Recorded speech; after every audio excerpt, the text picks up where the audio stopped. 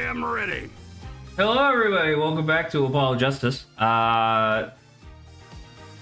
Through the fire and the flames, Adrian and I made it through the second worst case I have ever experienced. The best case in the game. It fucking sucked. It was the best case After in we were done with that case, I looked up like what I wanted to see, because I know that the Ace Attorney fandom is very thorough, and I was like, there has to be a full list of plot holes from Turnabout Serenade or whatever. Turns out not a single loophole in the entire There game. were so fucking many. Grant, I don't even remember. Not one loophole. Grant, do you remember the what was the last thing you saw from Turnabout Serenade? Also, I don't remember. Zach is not commenting, but last session, Zach could not stop saying loophole instead of plot hole. That is true. Well, okay, so I actually went back into the video. I said plot hole first, and then my brain clicked over, and I did say loophole like 11 times in a row. And I called you, and you're like, "No, I didn't." Well, because I genuinely did not remember saying loophole. I thought plot hole. I've never known anyone besides Zach who's so wrong, yet so Adrian. confident about it. What do you want me? What do you want me to fucking do? Fucking bend over and just be like, "Oh, I'm sorry, sir. Can I suck your dick?" He doesn't even question it. He's like, that's not even possible. I can't be wrong. I didn't even say that, motherfucker. Who was the murderer? Was it Sharkman? Oh yeah, Grant. It's the fucking second worst case in the game in the entire series so far. So obviously it was the shark guy that we identified fucking immediately. His accomplice was Tiny Boy, because Tiny Boy was essentially being extorted for his position. Right. Mikey, how much more game is left? I haven't been following this series at all. Mikey, this is the last case of Apollo Justice 4, and then depending on whether or not this case is dog shit, we might take a break before. Wait, no, this is the last one of 4. So yeah, never mind. So we'll finish. We'll do this case, and then we'll be doing Pokemon Coliseum after this. I have no idea how many more streams that would be. I would say maybe 3 to 4 of Ace 34, but goddamn, Turnabout Serenade was way too long. Grant, question. Answer. You play guitar. Yes. What is the largest size of an object that you feel like could be inside the chamber of your guitar without you noticing? Size or weight? We actually, Adrian, I assume the cocoon's relatively light, right? Yeah, it's a cocoon. So I'm gonna say size is what matters more.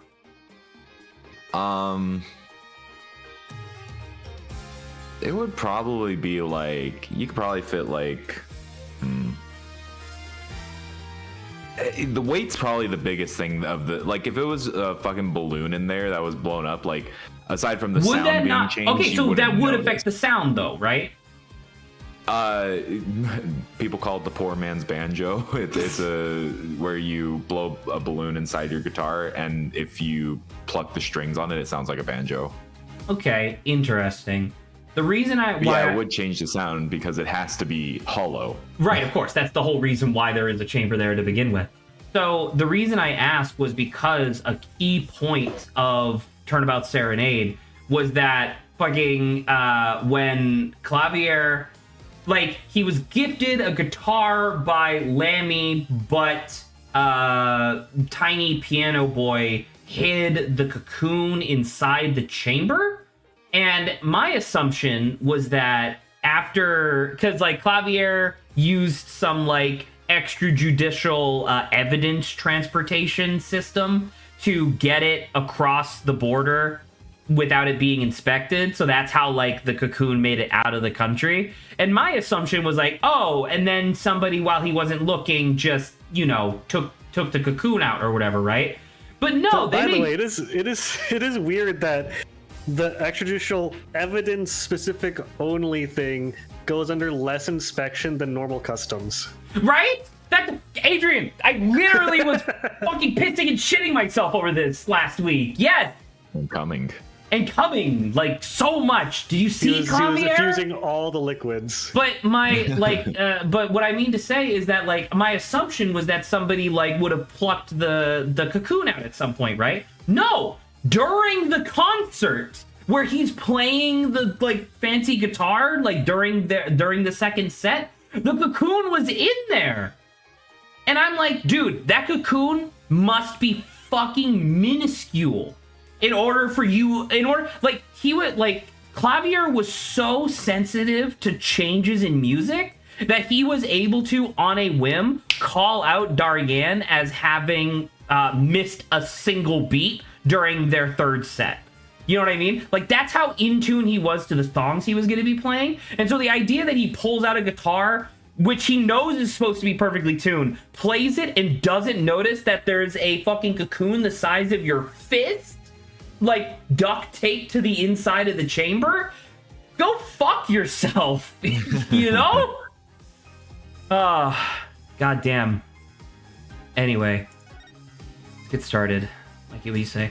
At some point, I was considering asking, you should do a Pokemon friend lock, but then I remember you don't have any other friends who want to be on stream for that. No, not really.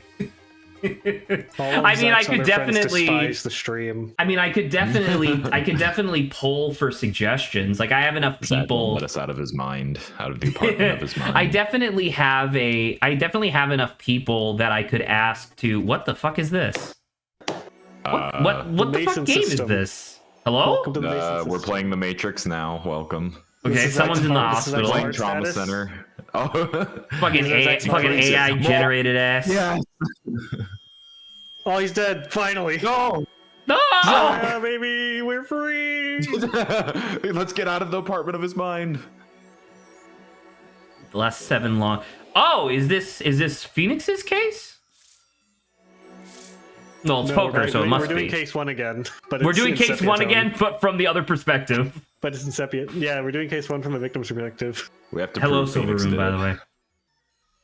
Nothing happens by chance. It's all connected. We're gonna see. Are you ready for the through line, Zach? What the fuck is that? Oh, we got fucking flintlock. Oh, who the fuck is that? Trucy looking like she got shot. That's Apollo and Phoenix shooting Trucy to death. Yes. The Trucy. Are you sure that was Trucy? That looked like a fucking woman. And they're solid. Like an adult lady. Oh. And she's dead. Everyone's died. Zach died. Sala died. She died and went to Ireland. She died and went to Ireland. So she was Sinner then. Yeah. Oh, hey, it's the evil guy. Oh, it's what's his face.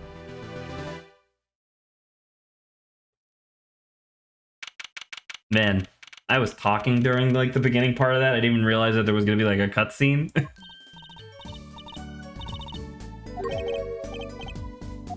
I'm kind of busy. One of us actually works. Although I guess that's Trucy. Yeah. Although I don't remember, does she charge for her shows? I would assume no. Yes, she's the primary breadwinner. I do like the idea of Trucy being the primary breadwinner, despite me being an attorney.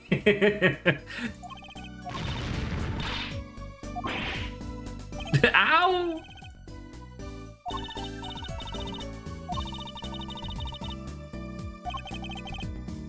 3 months ago? That's a larger gap in time than the entirety of Ace Attorney 1. That's the entirety of Ace Attorney 1. That's true! Isn't it?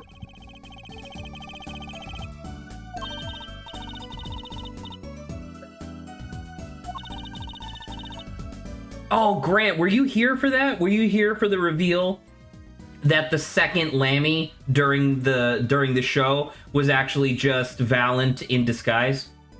Yeah, I was here for that. Fucking hate that Which is fucking case. Incredible.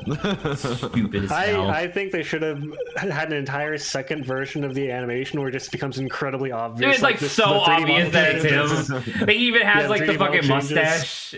Yeah. What you're now seeing is a rehearsal for the greatest magic show on Earth, the Apocalypse, happening right here at our very own Sunshine Coliseum. You can see Mario right over there. Dude, that's a good voice. I should practice that. Yeah.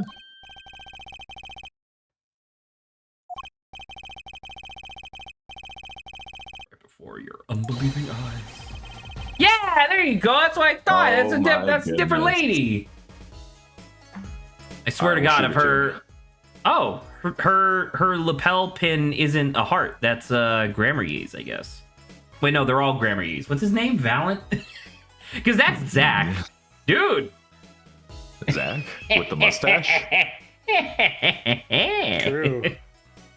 Oh, are you fucking shitting me? The one named Zach is the one with actual facial hair.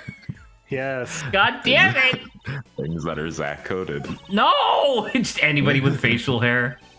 Yeah. God damn it. So is that Trucy's last name, Grammary? No, it's she's right. Trucy right. I guess legally, I guess that's true. See? It's Trucy Ace Attorney. Trucy Ace Attorney. Did that say fucking $70?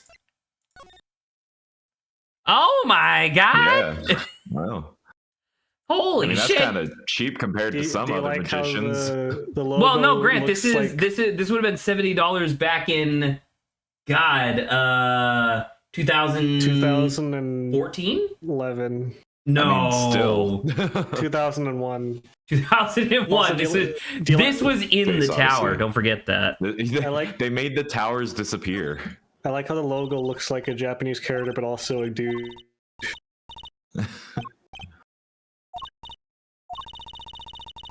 Don't dead name Trucy. Does that count if it's a last name that was changed due to adoption? I don't know. I if feel that- like it technically counts, but the sensitivity isn't there unless they parted on really bad terms. I guess that. Oh, Adrian, you're super right. That's really cool. I guess that's. Yeah. I guess that can just happen sometimes. I like that. I can't read that, but it looks like a face, right? Grant, what does it say? Yeah, it looks like a face. It's a bunch of characters. What does it say? Nothing. It says Valent. It says Valent. it says Valent. It says Magic Show, Valent Grammary, Magic Show, Valent Grammary on stage, place Sunshine Coliseum, doors open, What? 10 a.m., 70. Wow, you Japanese skipped is really, at, idiot. Japanese What? is a really language. The at sign was invented after the Very Japanese efficient. language, Zach. Phoenix, I need you to focus. It's my understanding that you return as like a main character in literally the next game, so I need you to fucking pull your act together. You need to get your shit together. You need bro. to get your shit together, Phoenix.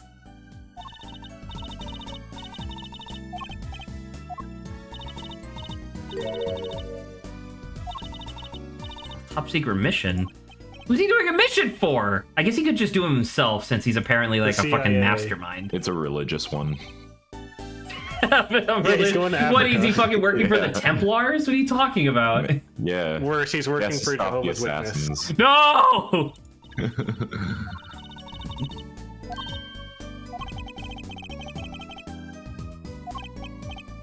Can I just be a defense attorney? What the hell? It's Adrian. I'm that your- calling Sorry, him. that was my 30-second timer for the invisibility potion at Thousand Year Door. Duh! You remember, right? Yeah, I Okay. do.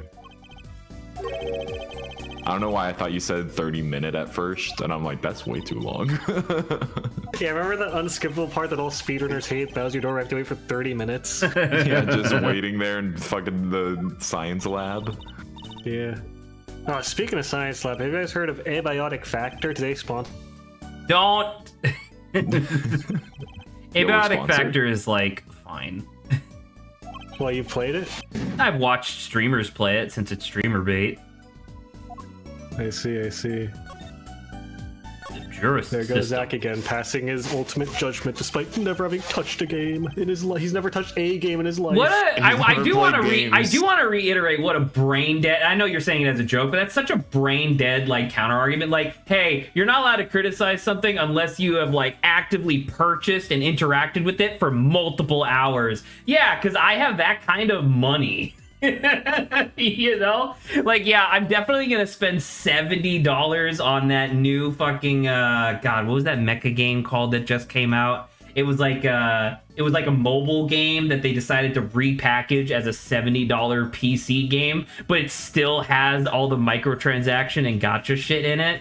And it's like, I had like heard an entire thing about it, watched an entire like video critiquing the whole thing, and then I, you know, was messaging one of my friends about it, and they said the exact same thing of like, well, you didn't even play the game. And I'm like, I'm not spending $70 to fucking confirm that the game sucks. Zax hates games. You're right. I do hate games. That's why that every game would die. I do. I wish every game that wasn't Slay the Spire would die. That is true. Zach wishes that every game was alive just so he could personally kill all of them. You realize how fucking sick it would be if you could just knife a game to death? Zach would buy a living game just to kill it. Like a fish. Yeah. He would flush it down the toilet. Flush him down the toilet.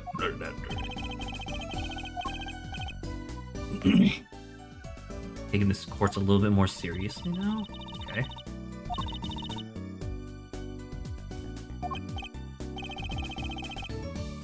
Dr. Wright and his assistant Trudy. And Mascot Apollo! Thanks. Get fucked. True. Hey, hold on. I gotta double check.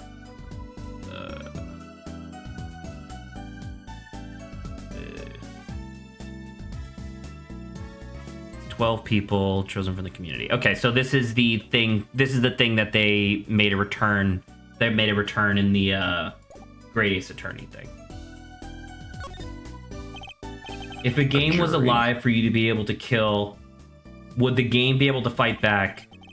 It could try. It would fight with the proportional strength of the power scaling in that game. Oh no! So Kirby comes to life and just takes over the world, but doesn't. Yeah, like you could not kill a Dragon Ball game by yourself. You could spirit bomb it. I don't know. That only works 1 out of 4 times? Question mark. Yeah. In the main series. 1, 2. Well, unless you count the movies. That's a different story. I was gonna say, do they use Super on Super yet? I haven't kept up with it. I didn't keep up with Super. I, for one, welcome our new pink overlord. I don't think, but like that's the thing, right? Is that like what's that phrase that all the fucking hip young kids are saying, where it's like Kirby would solo all of fiction, but I don't think he would do anything about it. I think he would just want a slice of cake every like couple days, I think. You know, we've done the JoJo characters we could beat in a fight. Now let's do video game Let's do video game characters that we could beat in a fight. Game characters. We're just gonna have a list with every single one of them. It would be a 16-hour long video. It would be a 4-minute video. And then Zach still tries to edit it with clips of every character fighting, and it's like, ah! Let's beat the shit out of Phoenix for no reason.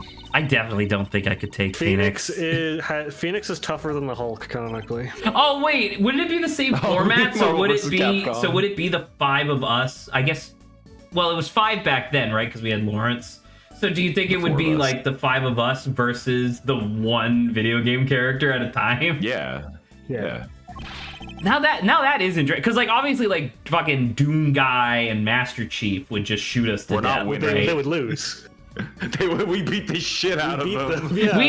I don't even know if we could get through even the single fucking shield bar for Master Chief. Stooges poke them in the eyes and then push them over as one of us is on their hands and literally tabletop them. we just need to double tap that secret button on the back of his armor that sucks him off. Yeah, we need to suck him off. You can't do that. You have to get through the armor first, and that's the same problem again. And you're gonna have to fight that blue lady that calls me Stud Muffin.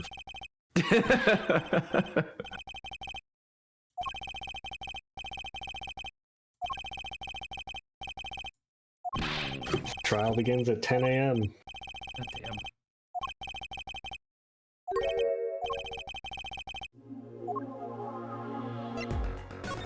The trial simulation.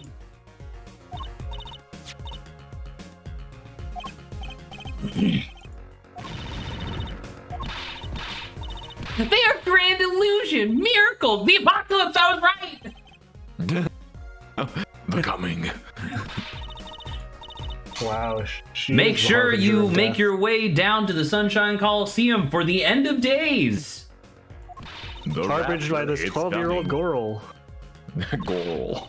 We now go down to the Coliseum for our special news correspondent, the Plague. It's just like the guy, the horseman.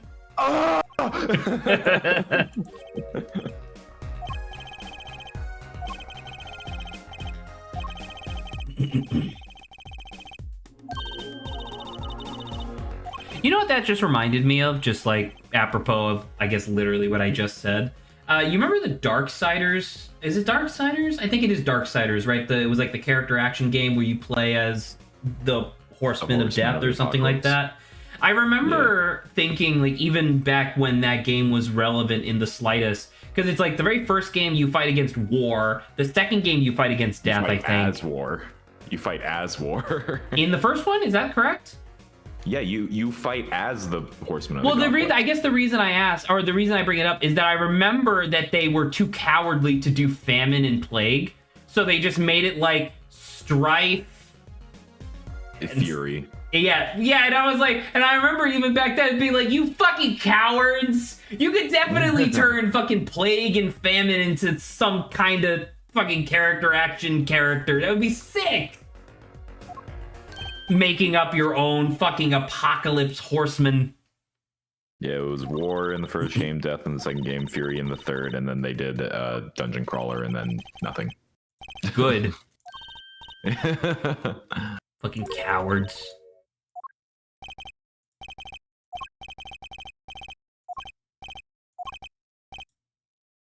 Recycle your plastics day.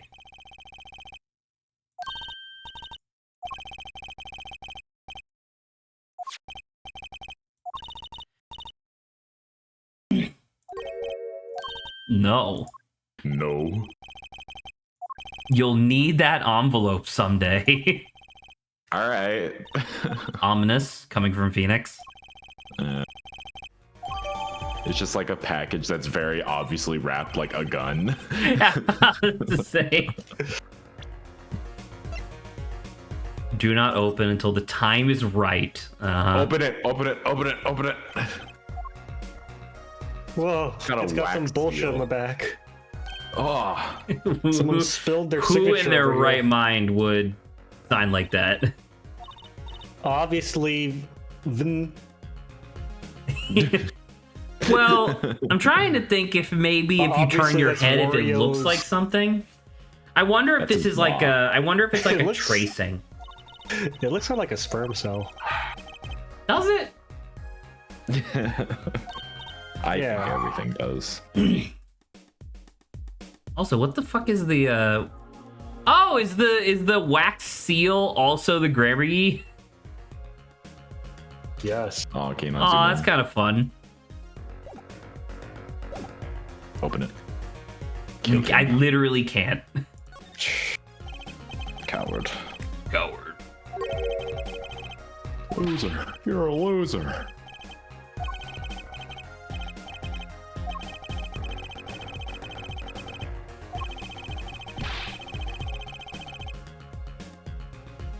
All three of us were muted for a second.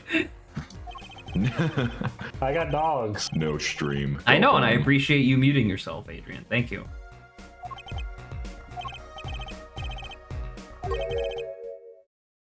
Adrian got that dog in him. I hope not. True. Also, I have to leave in an hour, by the way. Okay. Prove it. Yeah, where's your decisive evidence? Huh, asshole? That's my decisive evidence. You know what? He do be speaking facts. Call them up to the stand. I want to fucking cross-examine that dog. Dog Don't stand? you know, ever since it is currently 1, they made it illegal to cross-examine animals. Put in a little costume. All right. Detention Center, Sunshine Coliseum. I have my Switch in front of my monitor, and when it showed the menu of like what to do, I tried to move it with my controller on my Switch.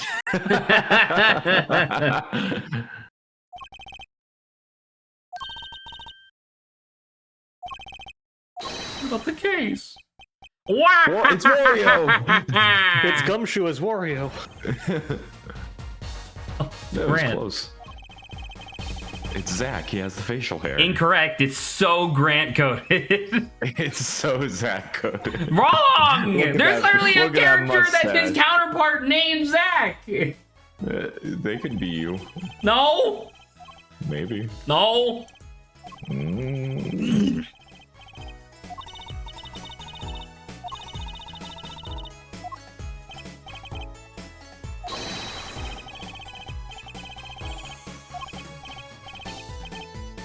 Yeah, you're amazing.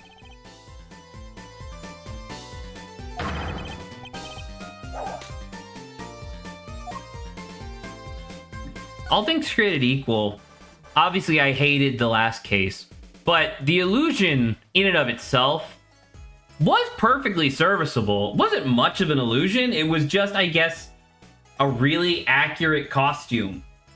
Right? He's pretty good. Yeah, I'm about to say, Gotta like, admit. I guess he's really good at that. He's incredible at self-performing facial surgery. Oh, Jesus. Face. Oh, Yeah, and then he put everything back. he's like that one JoJo character. Boingo Yeah. or Boingo. I don't remember which The one's one, which. I was gonna say the one JoJo character is there. Yeah, there's the one JoJo character whose whole thing is that he, like, stretches and pulls his face to look like other people. Zach, if there's one thing about JoJo, is that pretty much every JoJo character, some other JoJo character, is a redundant version of their ability.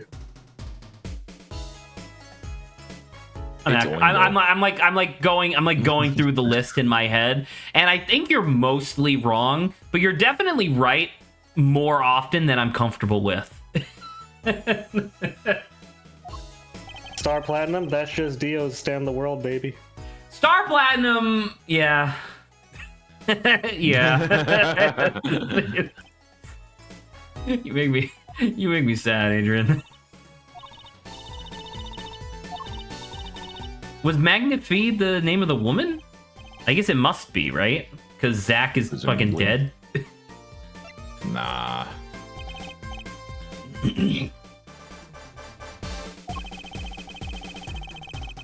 A creator god who gave birth to All right, magic buddy, and slow your illusions roll that there. defy our Gave very birth on imaginations. stage with a surgeon there.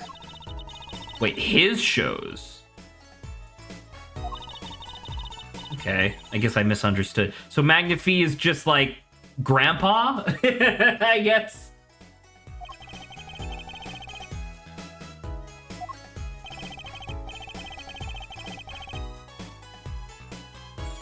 Miracle to match his.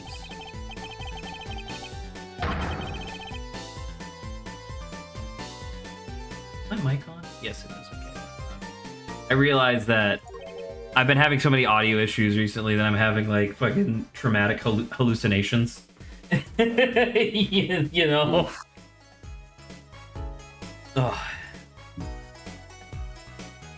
we go.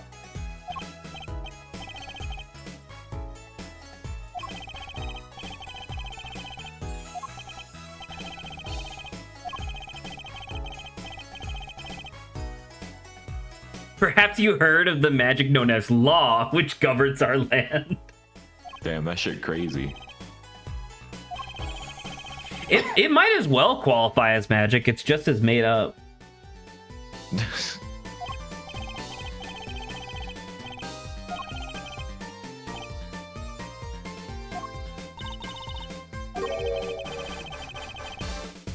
Performance rights. Okay.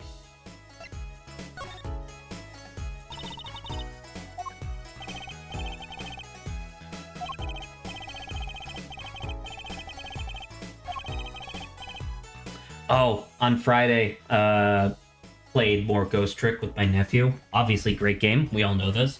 But my nephew has been kind of fucking sluggish going through like a certain portion of the game, and I was like, dude, you gotta Like, we gotta get a little, like, we're right on the cusp of where shit starts to get, like, crazy. And he's like, okay. And so we did one extra chapter on Friday because, you know, we had the extra time. And he finally got to the point where you see Missile's ghost trick for the first time, where you swap the thing. And, dude, it was like fucking tapped straight into my vein. His face of him being like, what? What the hell? How'd that happen? And I was like, oh, this is what I live for. I live for showing people cool shit.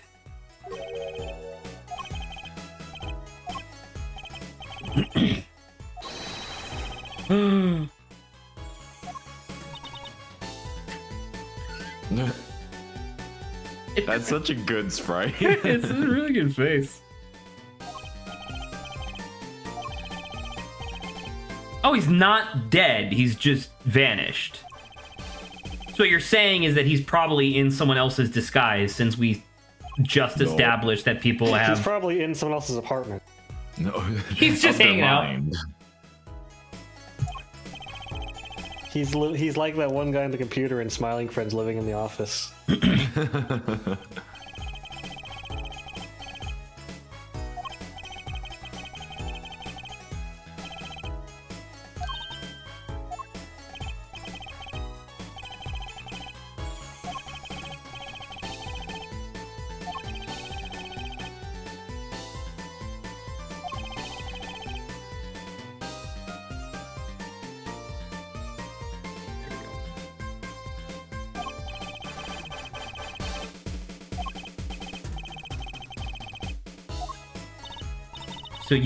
So you killed Zach. No, you can't prove anything. I didn't do it. I'm about to say, like, I can't recall the last time that I witnessed like a murderer spell out their motive to me. Well, Zach, obviously he didn't do it because the murderer only reveals their motive like 4 days into the case. That is true. Well, no, it can't be 4 days, because then the person would already be arrested. True. I'm gonna present this envelope. What kind of character do you think they would give if they had to make an NPC or like a witness out of the guy who administers like the fatal injection? The euthanizer? Well, for the death penalty, which I presume everyone has in this case. Just no matter what it is, you just get the death penalty. You steal a stick of gum. What you do. You're like, young man, you've been accused of stealing gum from the grocery store. For this, we sentence you to death. See, look at this suspicious motherfucker. This is a letter from Zach saying that I bequeath my like, this is clearly his will, right? I bequeath this to you, my daughter, and now Valiant is like, that's the will. Give it to me now. You know? No. He looks at you and he's like, I'm going to beat you to death in public with my staff, and I'll get away with it because the court system sucks. Who's going to defend you when you're in the hospital? It's gonna say, it's a case 2-1 all over again. Yeah.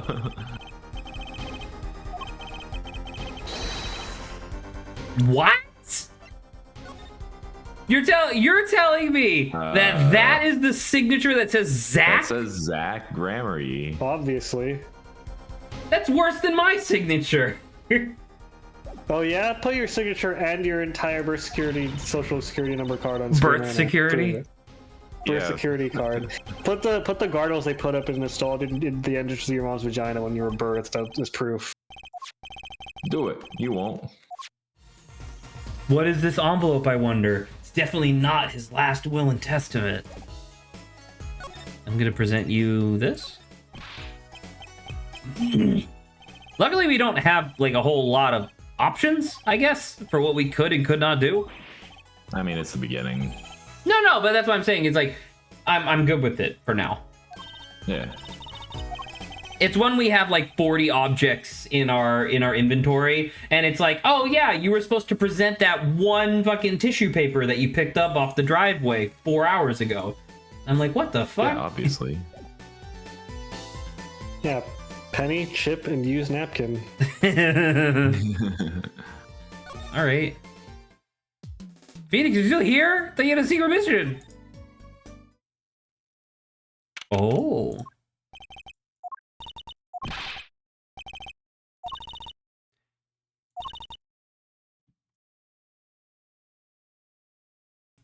Gosh, excuse me. I ran out of water like an hour ago. Oh, it's a shame Masala's not here. To cash in the redeem? Water. Yeah. But then I would have to fucking leave. I don't have water up here. Water. Oh. Hi. Hello?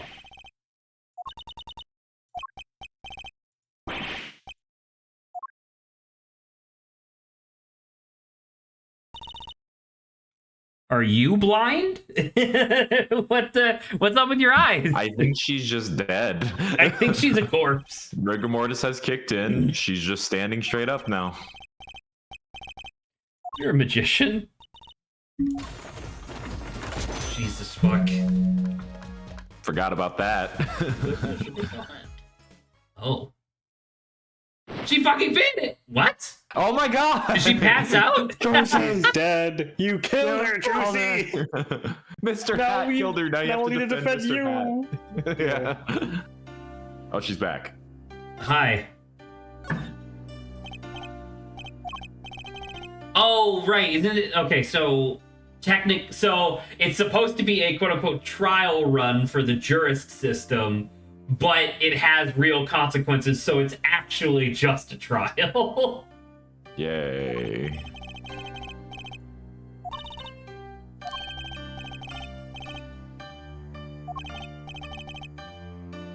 Am I fucking... What the fuck? Am I flirting with her? Hello? Now, Zach, your remember, sign? Apollo Justice is good with astrology. This is crucial character building information. Remember this for later. I don't believe you. This becomes incredibly important to his backstory later on. God damn it. This is critical, just like Phoenix with Charlie. The fucking plant? Yeah, incredibly crucial character building.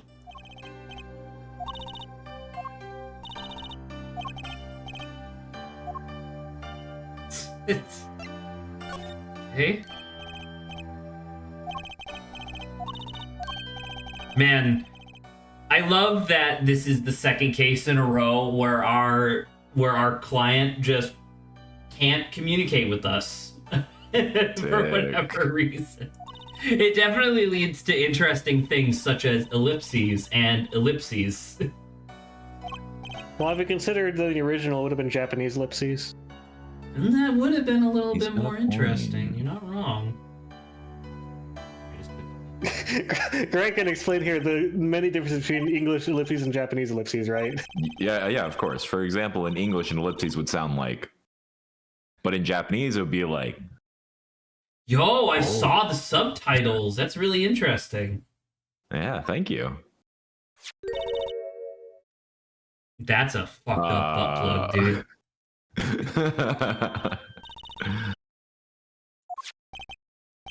The 5-finger surprise.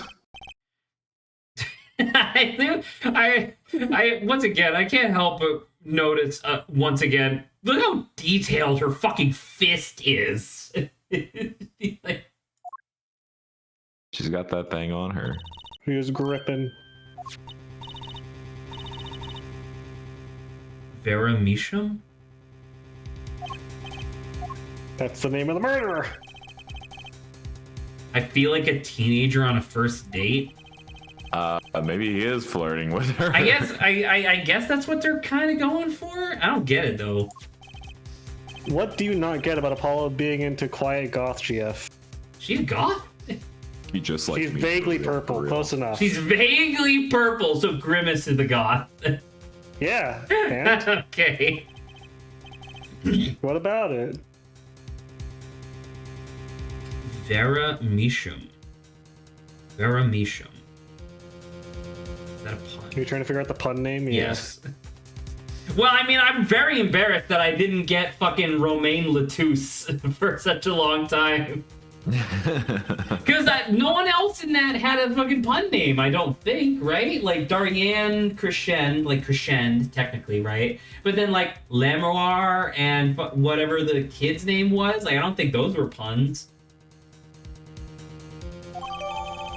Romain Studio. Latouche.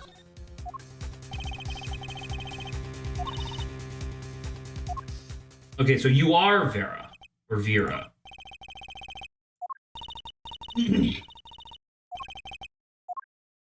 Okay. Pleasure talking with you, Vera. D. D. For Drew. Oh, it's written in that really annoying dyslexic font that all the indie games are using. Well, you heard that here first, folks. Zach hates dyslexic people. I do. He hates indie games too. That's very true. There's one thing I know about Zach is his hatred of indie games. If there's one thing about Zach is that he hates everything. I He wouldn't loves be a AAA true big-budget hater if I didn't spend multiple hours over the course of the last week watching indie game directs just so that way I know how to properly hate my enemy. Just so he could seethe. Exactly.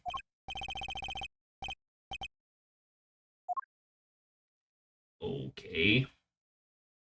Great. We're gonna go to Drew Studio. There's gonna be a fucking Walt Disney.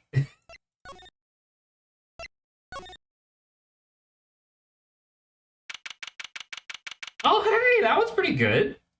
I like the pufferfish one.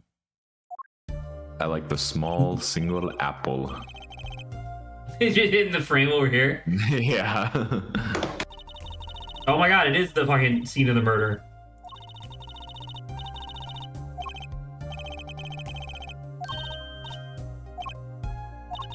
Hey, don't touch those.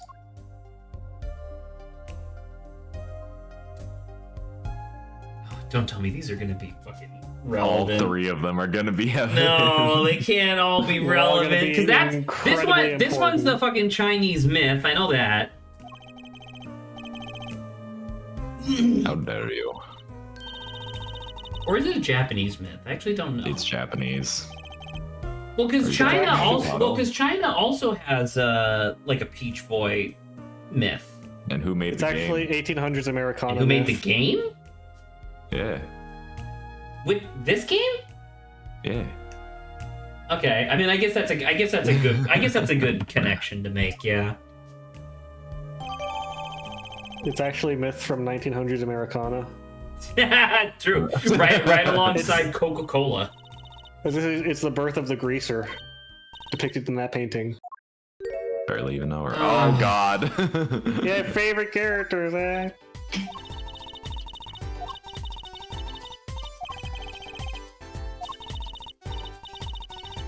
The trial simulation where I'll put on VR headsets and the judge will be a big furry booby character. What? Nice.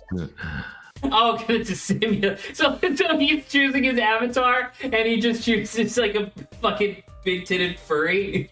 Oh hell yeah. Also, what the hell is wrong with Nice. this guy? He's got ink splotches for eyes.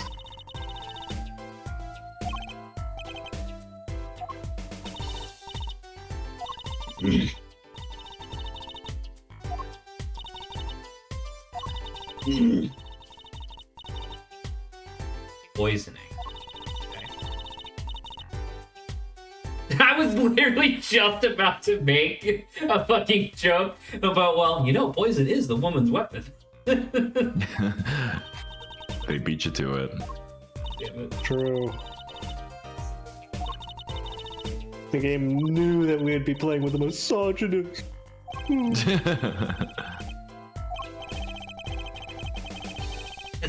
Zach, the Dark Souls women's rights. It's true. Oh god, what a great Zach, the fucking Elden Ring question for DLC of Whiplash. women's rights. Oh, do I have to talk to her? Whoa, Look at this is this a tech very lab. different half of the house. I was gonna say. Oh, one is this half like a for- left brain, right brain thing? Is that Man got the thingamajig in Dude, the I like background. that. I like that. I was the guy that's all right there. I like the critter. That looks like a smiling friend silhouette. I was wondering if you wanted to hang out and drink diet soda and smoke weed and play Burnout for Revenge Smoke for the weed and fill PS2. with diet soda and play Burnout 2 for the PS2. I was wondering if you wanted to smoke weed and drink diets and fill up with diet soda and play Burnout 2 for the PS2. Burnout Revenge for the PS2. I love how he says PS2. Yeah, Yeah, exactly. I was like, fill up with diet soda. God, I fucking love Smiling Friends. It's really good.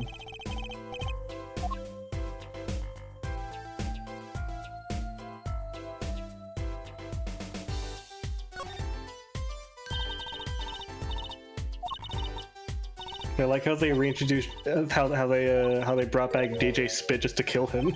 Yeah, they fucking killed DJ Spit. They killed DJ Oh no, he Spit. didn't. He didn't call the 911. Maybe he got out of there. And he did. I guess the landlord did say it was all due to paid actors and advanced animatronics. So maybe it was an animatronic DJ Spit. That is true.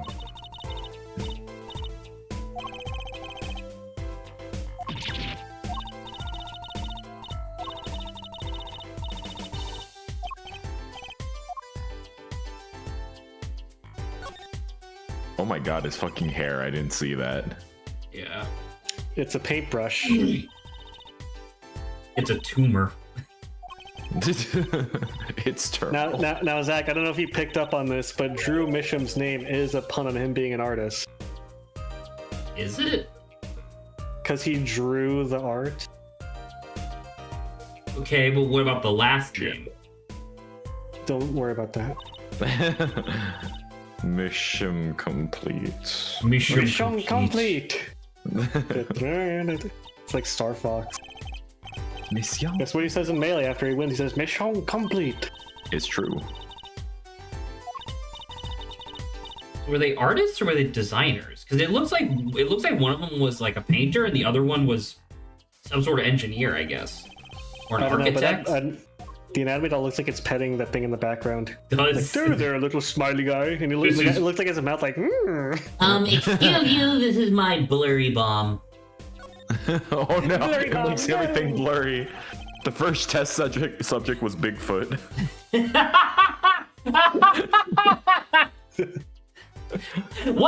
Once my blurry bomb detonates, the entire world will need glasses.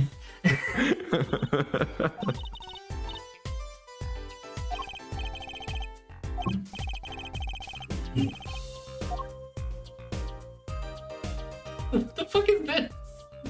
This fucking minuscule picture. For a tiny little thing.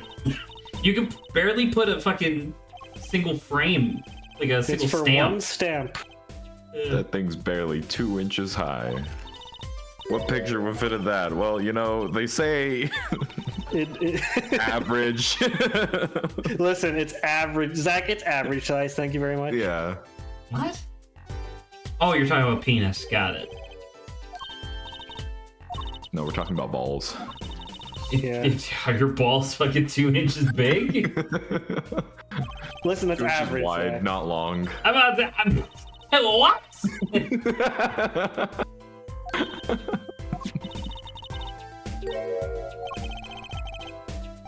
I was just thinking about the landlord saying, "Hang out and fill a bit of diet soda." They better rent for the PS2. PS2. So delicate. Bro just wanted to hang Oh, out you can flip it around. And smoke weed and fill his belly with diet soda. and play Burnout. Would you hang out with the landlord, Adrian? I would hang out with the landlord and smoke weed and fill beds with diet soda and play Better Friends for the PS2. PS2. Who would you rather? Okay. Who would you rather smoke weed with and fill a beds with diet soda and play Better Friends for PS2 with? Would you rather do that with the landlord or Doctor whatever the fuck his name was? From the more recent episode. Wasn't it like his name. It's not Doctor Dr. Nefarious. I thought it was like Doctor Dr. Psychosis. It was something like that. Dr. Psychosis or something. Definitely Psycho something. I thought it was psychotic. I think Psychotic Doctor sounds Psychotic right. makes sense. Anyway, who would you rather smoke weed with and play a bunch of diet soda with and play Better Friends for PS2 with?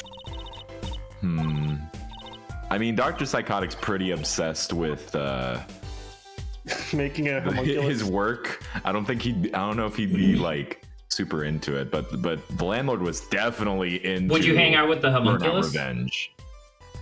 With his homunculus? Yeah. Yeah, it'd suck on your toes for you. Literally the very first, I need to get my toes first thing cleaned. he did when he came to life was to stop the fighting. Question: And then suck did on they toes. say that the victim? They said the victim died of poisoning, right? Yeah. Do you think That's do you think that holds any relevance with the idea that pufferfish have one of the most powerful neurotoxins in the world? Ooh, good. No, it's not relevant at all. Okay.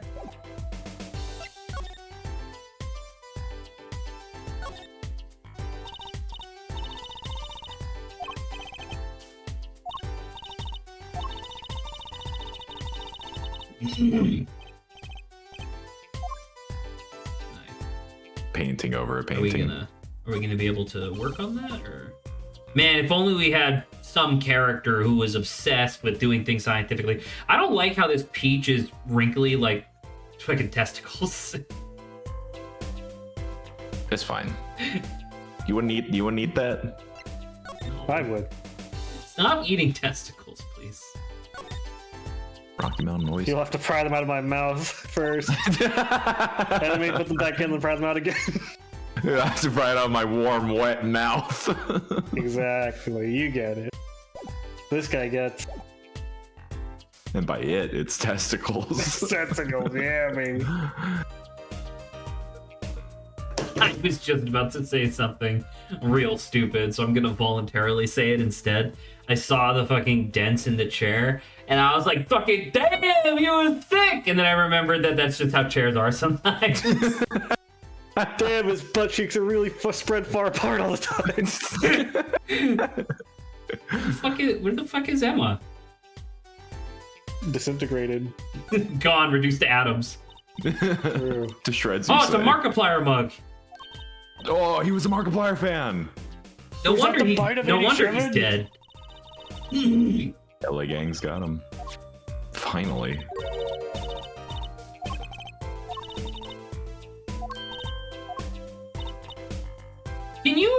Can you fucking look at me when I'm talking to you? Like, No. stop! What are you fucking come on!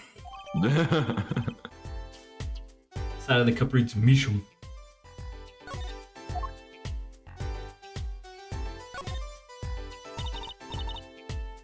See, now she's looking at you, albeit through the glasses. Through the glasses. Can't. Oh no! Thank you, Now Emma. she's looking at you Jesus. without him. And that was short-lived. I like you better when you tell us stuff. I like Trucy. Trucy's definitely better than Maya. It's a shame she's gonna be fucking murdered. No. No. No, it's not possible. They're absolutely awful. Absolutely cringe.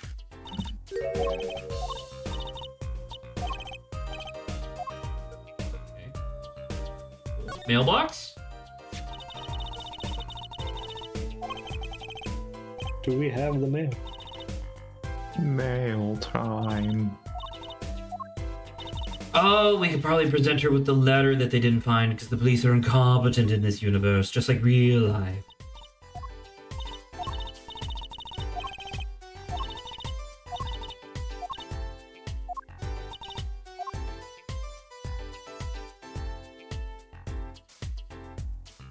I think I asked this before when we were first talking to like Emma or whatever. What was her thing in the original Ace Attorney game? Like, what was her shtick? It was just like she liked science, wasn't it? It was like she wanted to be a forensic scientist. That was her whole deal. And like the thing that, like, I don't know, I remember liking her because like she desperately wanted to be helpful, which in retrospect feels like a direct response to this. Mm. You know?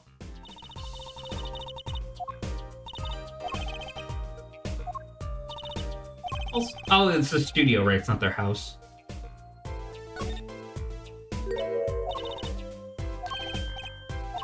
Oh, is it gonna be a Van Gogh? Is it gonna be Starry Night? Starry Day? Oh! Sorry, Momotaro. Starry Peach. That's what they call in Mario Party when Peach wins a Mario Party game. Okay. Thankfully, not an inappropriate joke. I appreciate that. That's also what they call. Oh my god, are you shitting me? Really? Oh! If I had fucking known, I would have found it here. Now they're on completely separate pages of the evidence. Fuck ass game. God damn it. What a fool. What a fool. Fucking hate this game. What a fool. Lisa, you think she killed her dad?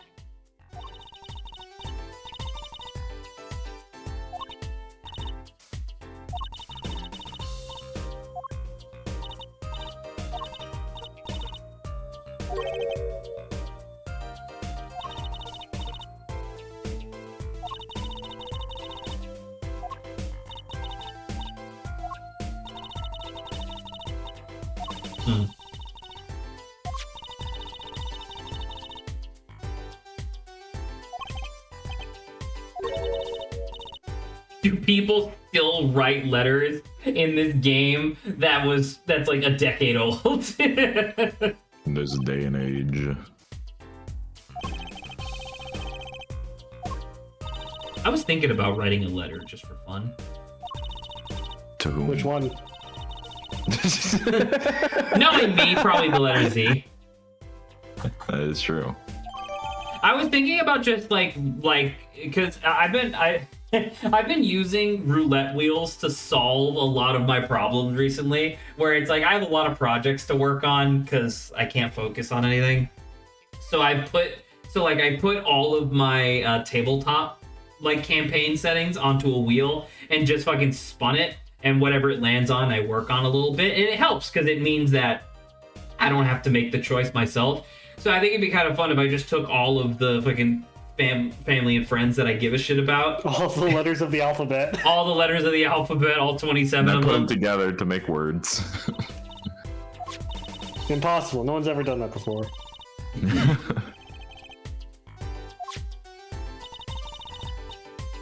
I do really enjoy how Vera looks like she's just from a different game.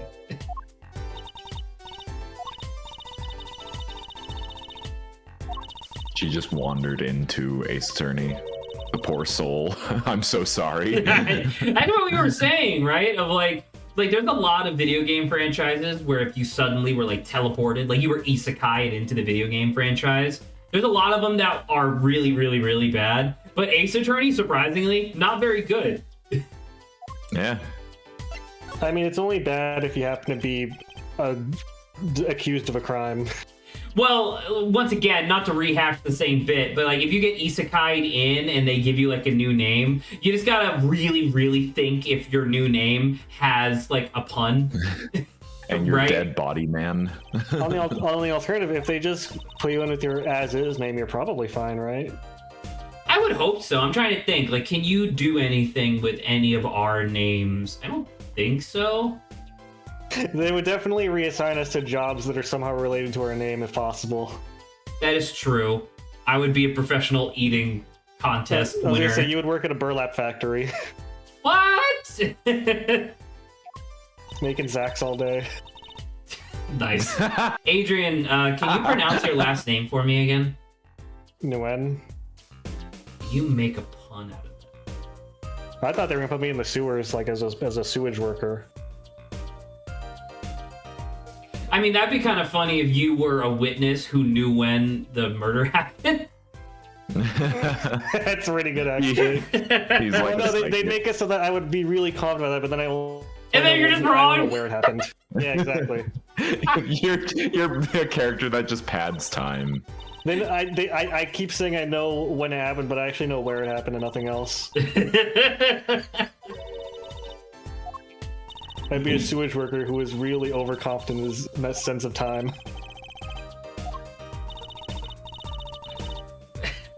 so both the victim and the accused murderer, like, and the client are both just like fucking anxious shut-ins. Great. Lots What's to work crazy?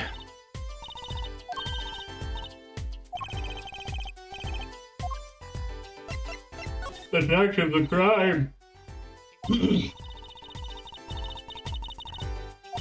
I will say though, whatever, like, one of two things must be true. Either these snackoos are essentially just air given solid form, or Emma has some kind of fucking physical activity that she does in order to work off all these calories. Because all she fucking does is eat snackoos. I don't even think she does her job more than she eats snackoos. I think her form of exercise is withholding information. Oh my god. Look at the fucking tumor on the side of his head.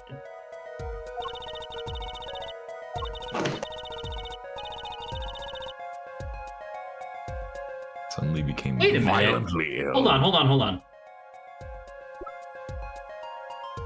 I just realized we didn't actually check this. So what the fuck is this? Why is it blue? Is that just from where he sipped it literally every day? So the stain like came off? No, it's his blue lipstick. Coral blue number 5? Yeah. You know what I was thinking? Some of his like part of his signature, it kind of looks like the signature on the envelope, right?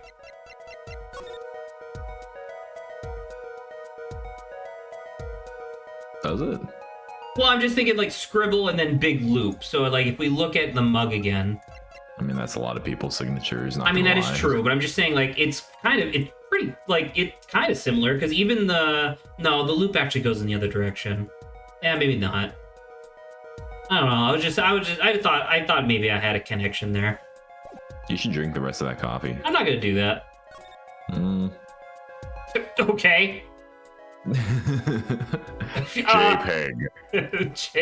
JPEG. That's all you get. Fuck you. You wanted to look at something? Look at this testicle.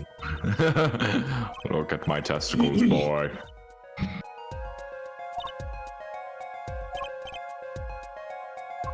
That just reminded me of the original where it's like, look at my bald head, boy. Look at my bald head, boy.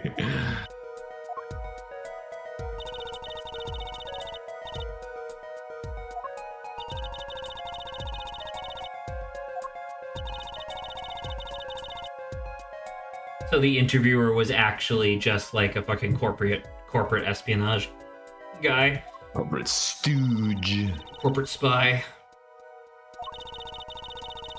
I do have a question of personal interest.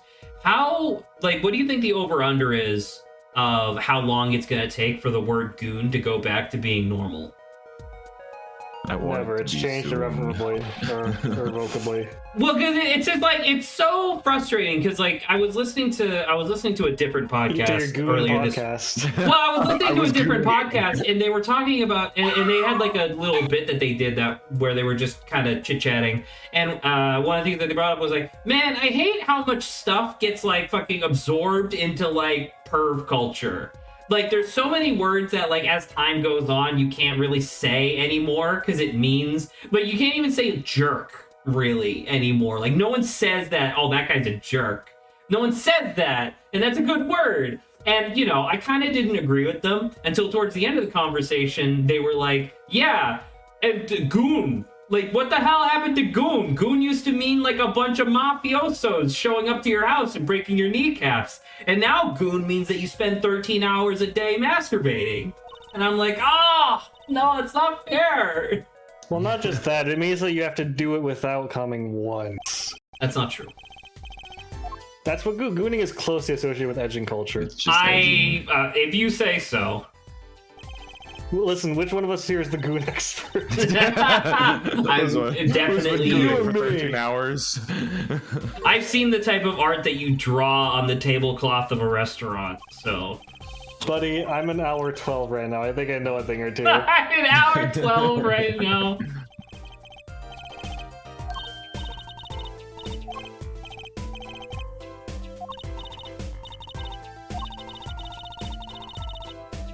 Bring me anything suspicious and we'll check it out. Like All right, the cool. cup. So I'm going to present you first. Well, I mean, there's a lot of stuff we could hypothetically present, right? I'd say do the cup. You want to do the cup first? I was literally just going to go left to right. I was going to do this one to see what the original drawing was, then this one because it was in the drawer, then the cup. Do the cup. Do the cup. All right, do the cup. Yeah, cup. Not how you present. You present by pressing R.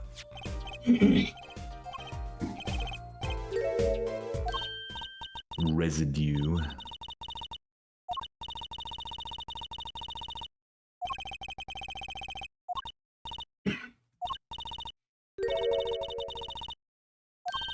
That's left over from my testing spray.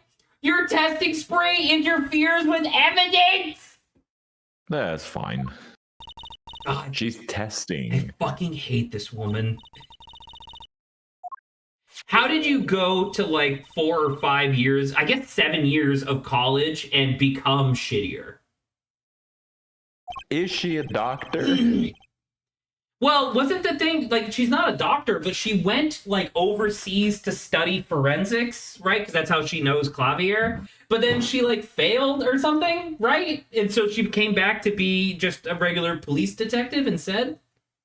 I don't remember. She has an alternative title instead of doctor because she failed. She's now a croctor.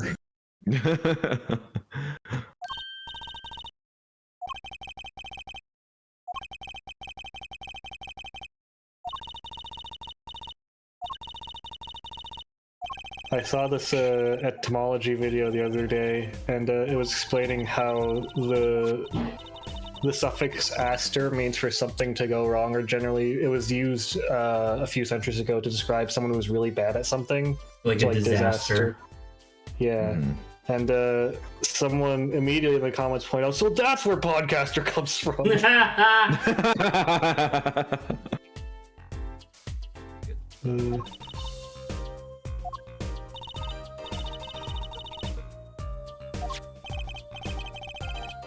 What's the... Hold on. Atroquinine. I think it's atroquinine. Atroquinine? Is that real? I think it's that To one. Google I go. What's that one food that's like a pocket full of like pasta or whatever? It's like a pizza kind of. What? It is not real. It's made in I'm an just Ace thinking of Attorney. food. Wait. No, it's made up. Well, because like Incuritis was brain dead, right? So I'm I was thinking assuming of this is only calzone. one step above that. Yeah, this is fake. It's not a real thing. Wouldn't it be funny if atroquinine is actually just A-tro-quin and then 9, so it's 1359? And then the secret fifth hidden letter. That's not what I'm And you saying. add them all up together. That's not what I'm saying. I'm just saying, like, that'd be funny if that's where they got the name from. All right. Yeah. You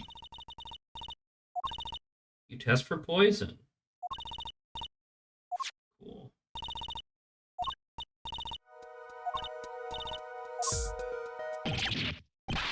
Oh! Oh no! How's this for a reaction? Never do that again! I'm not poisonous! I'm venomous, alright?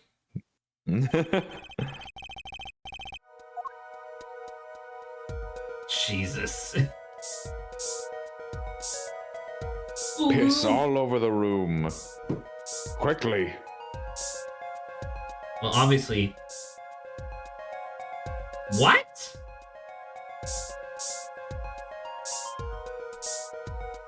Does this shit do anything? I was gonna say. What I think you're just farting. That's literally the mug that had the poison in it. No, go elsewhere. Spray all that shit. Spray that good shit. The fuck? The microscope. You got the poison in his eyes. Yeah, damn it, no. You technically already sprayed the thing you're supposed to, it just didn't pick up. What? The Was table. it really Yeah. just spray the mug? No. What? Spray yourself. Open your eyes. Spray it in your eyes. Like I guess you have to really. You're supposed to spray the tiny frame. I guess you didn't do it directly, but you have hit it. What? Hello?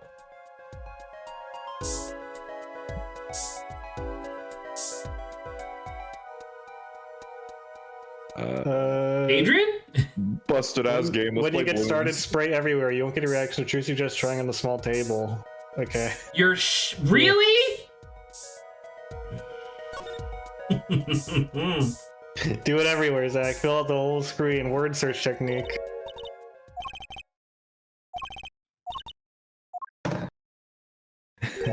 Okay, now make it reactive. Only when we say you can do it, Zach. Yes.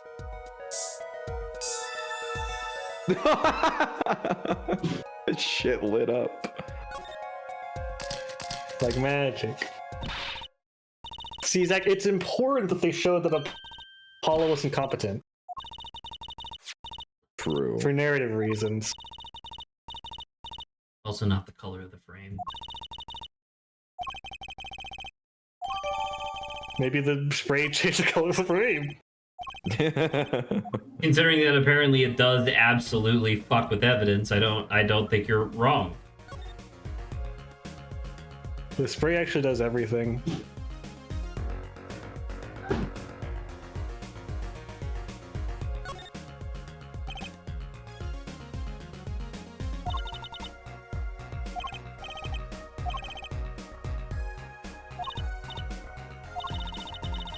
Zach, can you see the trajectory of this case yet? Can't A very loaded question? What do you mean? Shot in your direction. I feel like you usually have some sort of theories brewing by now. Well, I don't know. I need to get more details on the actual, like, dude himself that was murdered. Because the fact that this whole room feels like a left brain, right brain thing, because it's literally the left half of the room is creative and full of art, and the right half is full of, like, science shit. So I can only assume that it's going to have, like, a big, or kind of, like, sub-theme of that. But I don't know. I would need more characters, I guess. But look at all this. We already have 2 pages of evidence. It is a lot of evidence. To be fair, 4 of the evidence is just different paintings. How many of these paintings do you think are red herrings, Zach? I mean, hopefully I don't think none. any of them depict birds.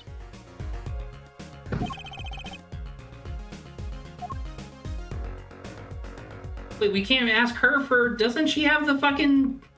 whatever dust? I guess that's for fingerprints, huh? Alright, well...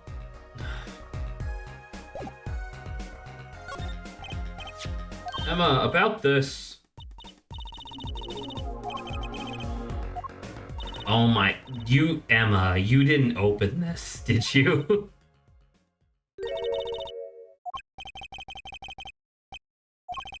That's a first.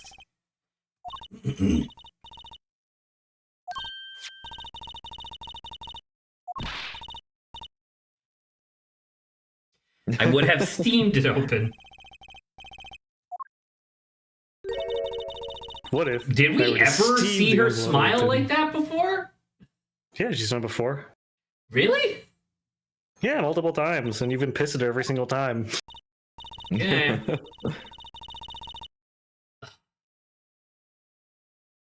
Here's a new gadget and gizmo to help me with my job.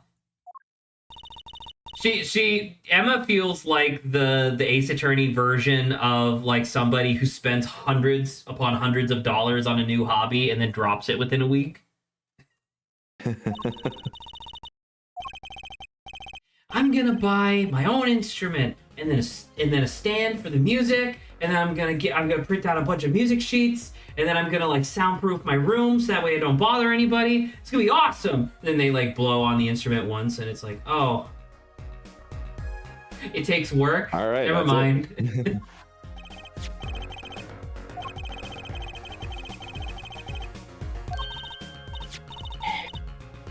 You want to know about my tool, do you? With that expression. Oh, an X-ray analyzer. Cool. So this is the thing that we use for the original drawing.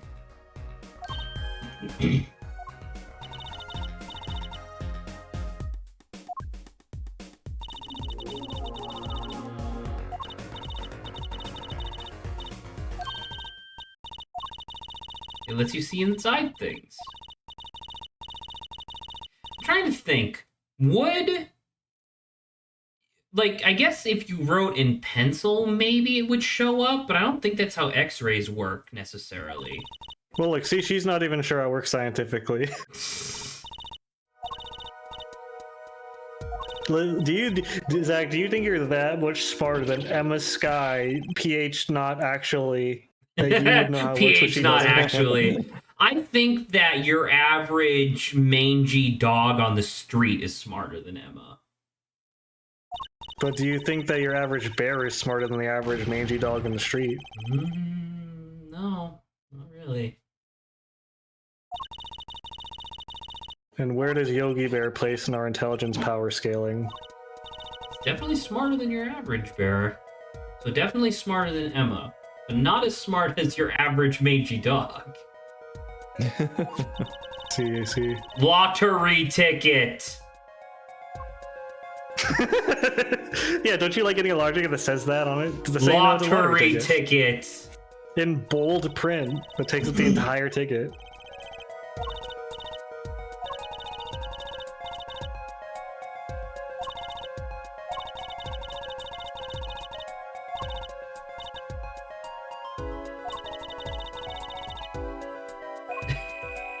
I'm not doing anything, by the way.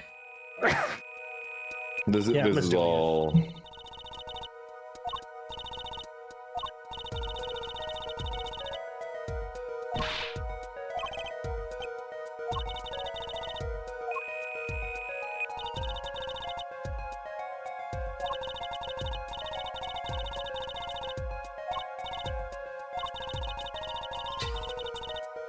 Man, when they were making this game, they were like, we gotta do something new.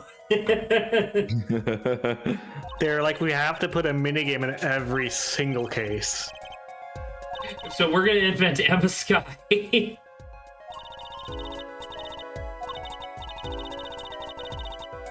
Every single case either needs a 3D sequence or a minigame, or both. And that's why case 3 is the best case in the entire game. I like that sound effect. Really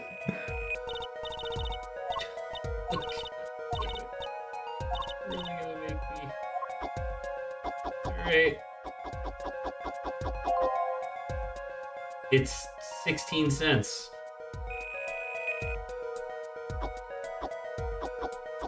I'm not gonna lie though, this would be a lot more oh, try again! This would be a lot more fun with a stylus, I think. Probably. Yeah. I could imagine you turning the dial and then just using your thing. Although, can I just do it with my mouse? Oh, I absolutely can. Okay, great. Fantastic. Oh, were you clicking with... they said like to. Just... yeah, that is fair. Yeah, there we go.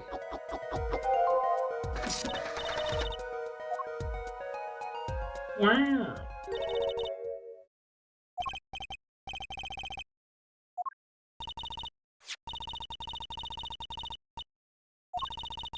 Could use this device to figure out what gotcha pawn I'm getting.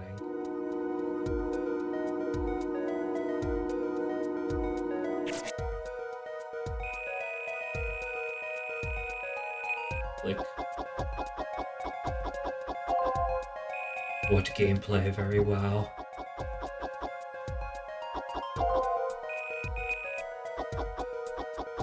Have you seen the Kingdom Hearts clip where it's what's his face saying, "Do you think I like doing eraser swabs?" No. It's Haley Joel Osment, the voice of Sora from Kingdom Hearts, doing a completely unrelated thing where he's on a medical drama, and he's looking at someone and he's like, "Do you think I like doing medical swabs?" And the guy's like, "Well, maybe some swabs." Are like, "No, every swab is bad, but I have to do it because it's my job." And then he does this monologue, but he sounds exactly like Sora, but talking about urethral swabs in the middle of it. Like he breaks into his Sora voice like unintentionally. Hell yeah. Mr. Drew Misham. I've deposited the $100,000 in the designated account. Please send a receipt once you confirm the transfer. Okay, so I mean, it's an artist, and it's an artist-engineer duo, so maybe they were doing counterfeiting. Oh God. Okay. Doesn't re-swab those urethras. Accidental Sora. Do you think I like swabbing urethras? Guess it depends on the urethra. Nope, they're all bad. But I swab them all the same because it's my job, which is actually really, really important. Unlike your job, Why which does would this be man done by have a the Roomba. smallest face on Earth? He has Sora's face, child face. He is Sora. He's got Also, the I smallest like face the- and the biggest shoes in the game. I like one of the top comments, urethra and urethraga. That's really good.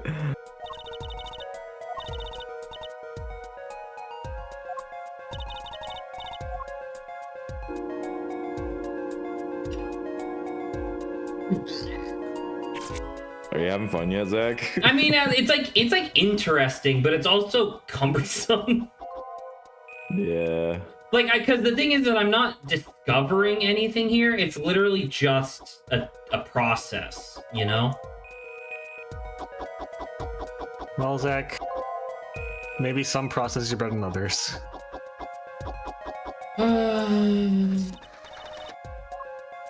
Do you Sign like the swapping papers and evidence? send the enclosed envelope with the enclosed stamp within 3 days. I need not remind you to speak of this to no one. Okay, so that's clearly what was in that tiny frame was the stamp, right? You think I like scanning evidence? Well, some evidence is better It than depends others. on the evidence. Nope, it's all bad. It's my job. I do want to point out though that as a person who knows a fucking frustrating amount of stuff about Kingdom Hearts, I did not hear Sora's voice at all. When you would hit those upper ones, yeah. I was gonna say, this is Sora in like Kingdom Hearts 3. Yeah. This is post-puberty Haley Joel Osment. Let's play Kingdom Hearts, Zach. It's also I mean, Sora in Kingdom Hearts 3 the now. the pages are up on Steam now. Right. I do this have second. to double check though, because they're I don't really need to get all 3 of these fucking things at some point, right? Because it's like because I know that Kingdom Hearts has like ridiculous names, but like they have like Kingdom Hearts HD 1.5 plus 2.5 remix, Kingdom Hearts HD 2.8 final chapter, and then Kingdom Hearts 3 plus Remind. Do I need anything else other than this? And also, do I really need to get all 3 of these? You don't really need 2.8. What does 2.8 do? What is it? 2.8 is basically a tech demo. Well, I mean, they're selling it as a full game. I believe that's the one that has like the other. Does that have the movie packs? I don't. I think it has Basically- Dream Drop, doesn't it? Well, Well, okay, so you motherfuckers need to figure this out, because if you're the guys that want me to play Kingdom Hearts one day, you need to figure out what I actually need to get, because if the number is too high, we're not doing it. okay, They already technically owned it. speaking, if you only want to play the mainline games, you only need 1.5, 2.5, and then 3 with Remind. However, if you go from 2 to 3, you're gonna miss a lot of context. But where can I... But do I really have to play like 11 things to get that context? Well, no, here's the thing, right? So in the HD repackages, they condense several of the DS games into slideshows. Like 350. So you don't play them anymore, you Yay. just watch a slideshow. They did that with Days and Recoded, right? I think. Yes. But Chain of Memories is still playable because that was the PS2 one. And Dream Drop is also playable because they remastered Right, it so for that's like the- PlayStation. Yeah. So let's see. There's Kingdom Hearts 1, Chain of Memories 2, and then there's 2 movies, and then you play what's it called? Birth by Sleep, Dream Drop Distance, and then 3. I think that's correct, right? So it's what, 7 games? 8 games? No. Oh, my favorite character! Look at him! Top dollar for information. I really hope. That Oh my god, I really hope he. I'm doesn't so look like sad that. I'm not gonna be able to voice this character. I'm so sad because I have to leave in like 5 minutes. I don't think you're gonna get to him. I'm so sad, dude. I'm so sad. It's over. Oh yeah, I'm not gonna get to him. You have to go to a place, talk with another guy, and then you meet him. I'm so sad I didn't get to meet Brushel, my favorite character. He's the best character in the entire Brushel? game, dude. That's his It's on last the card, name. isn't it? Spark Brushel. It's Spark Brushel. He's the best character in the whole game, dude. I love him. I want you to, when you meet him, keep in mind how much I love this guy.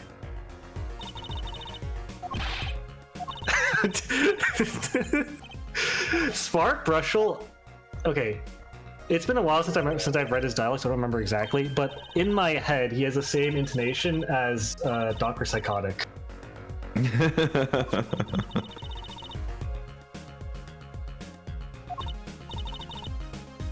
Okay, so Drew. Oh, sorry, was- Professor Psychotic. That's his name. That's the name. I looked it up. It's Professor Psychotic. We already did this one. Did we do this? Can I not use this?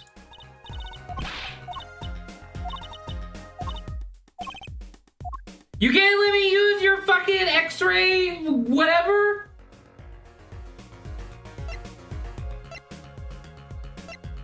Well, now what?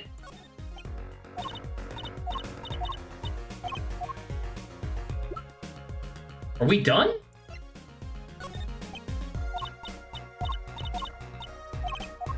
It says once you get Brushel's card, you have to go to the Coliseum. Oh.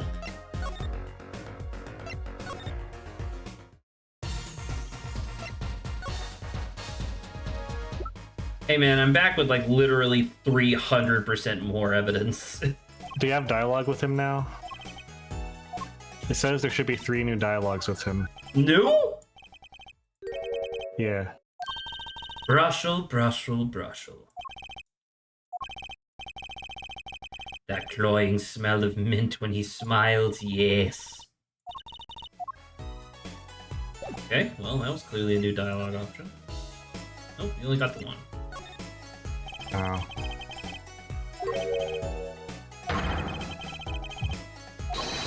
Balance vision is always towards tomorrow.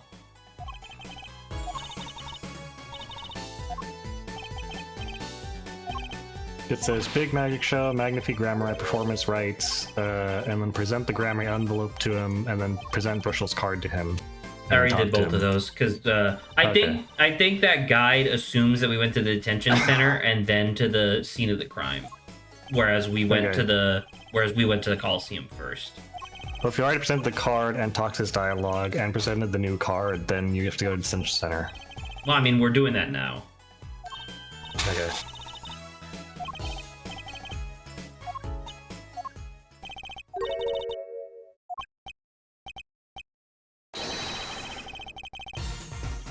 Is it not more miraculous for it to stay ripped?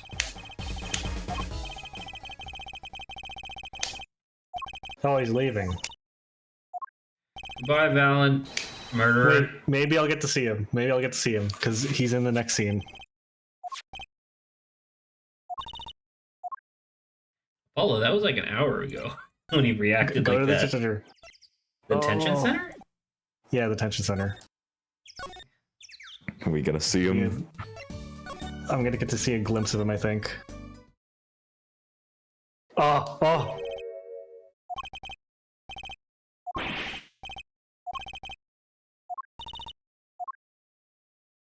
Yeah, baby! There he Oh my is! Jesus yeah! fuck! My God. I love this guy. Oh, Alright, God. this is the best Now character this is design. Adrian coded. This This is is I'm very Adrian. sorry. This is the shape of Adrian's soul. Voice him with a Professor Psychotic voice, please. Anyway, I'm gonna go now. Hey there! What are you doing? Who might you be? Remember to put emphasis on random words. Alright, I'm gonna go. Bye, Adrian. What the fuck was that? Did you see that? What? Watch his nose. I swear to God. Are you going insane? No, he like sniffed and his nose inflated. Like, Full of that sweet. Oh my goodness. do I know you? Of course I know you. Hey, it's that feather duster thing, right? He's got a lot going on. I think I hate this guy.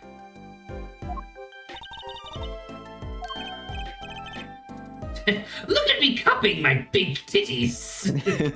Check these out. Check these out.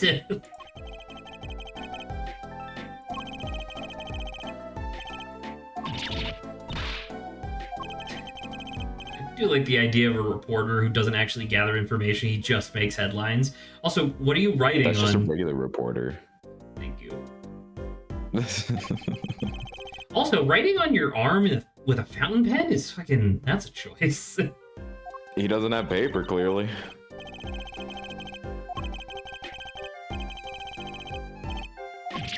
Man. They really do know how to make characters. Like, I can't believe that This is one of the characters of all time. Like, I can't believe that this character exists in the same continuity as that super hot witch chick from fucking Great Ace Attorney 2. What's the... Albeit 100 years or so. What was the... Gosh, what was her name? Dude, I don't fucking remember. It was... That Well, you weren't there. I did it. This was ago. after we stopped playing it. Great Ace decades ago. Attorney...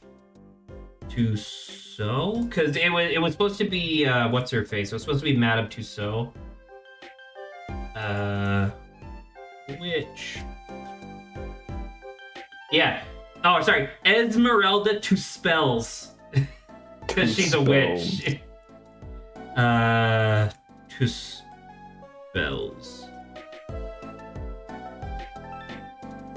Yeah. Here you go. Like this guy exists in the exact same continuity as this character. And that upsets me. Yeah, you're right. She's too lame for him. Yeah. It's like that, God, what was that thing that was going around for a while? I think it was Florka Cows. I think it was a Florka Cows thing where it was like fucking witch, demon, goddess, or whatever, and then just like Mark from Connecticut. Yeah, Clark from Connecticut. Yeah. Yeah, it was a flork.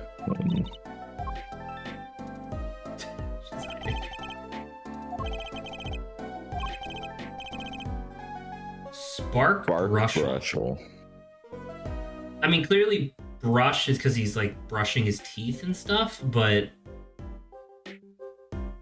Spark Brushel. I don't know what Spark, like a spark of like idea, you know? Maybe. Or maybe sparkle because his teeth sparkle. That too. Nauseatingly strong mint smell every time he grins. Mint spell. Bro got the witch on the brain. Dude, look at her. She is pretty cool. My favorite part is that she's only relevant to the case for like an hour. And then she's gone forever. And I'm like, Such what? is Ace Attorney. Such is Ace Attorney. Do I have to talk to this guy? Oh, he took. Oh, wait, did he? Oh, he ripped up our. He ripped up our card. I thought he ripped up his own card. What an asshole.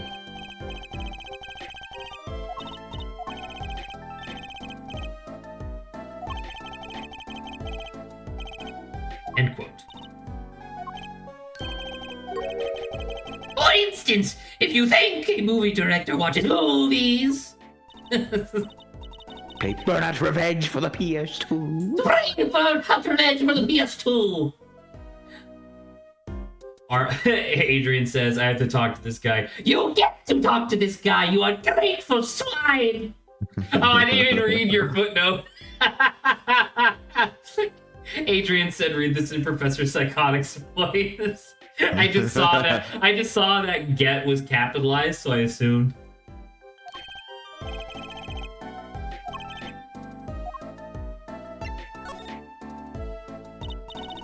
Oh wait, this is the reporter, right? Who interviewed Drew? Yeah, Drew Mitchell or whatever. Drew Misham something. Yeah. So once again, my assumption is that this guy is actually just because he said that he was. They said that at the time of the murder, he was just like looking at the fucking lab portion of their studio. So I don't know. I feel like he's probably actually just like a corporate spy. Look at this guy. Dude, I hate how his teeth grow in size depending on where his head is facing. Yours don't. No. Try it. Say try it? Yeah. I cast enlarge, but only on your front teeth. Only on the teeth.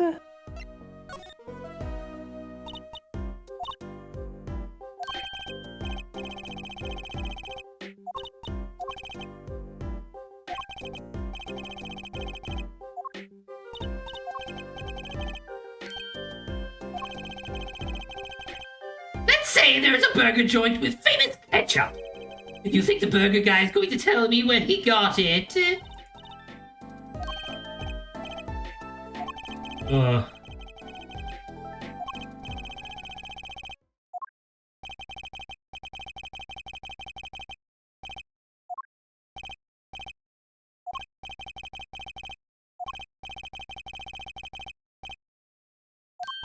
Just for the heck of it. Alright, so give us the red herring, my guy. No, he would never lie. Does this look like a guy who would lie?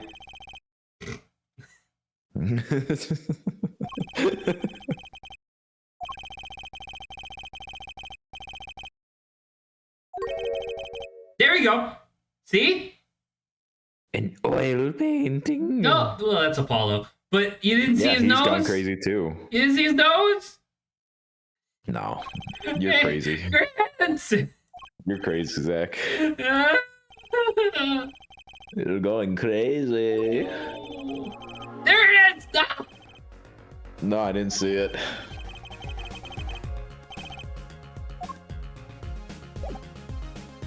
It Am I wasn't done with this real. guy?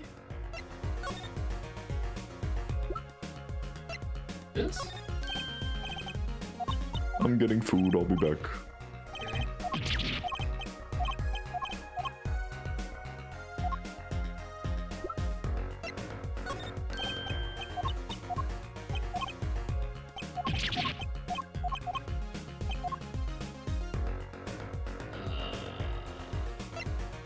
Okay.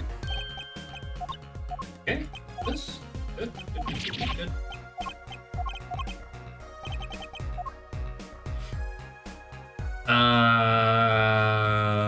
Is there anything I would even give a shit about this guy answering?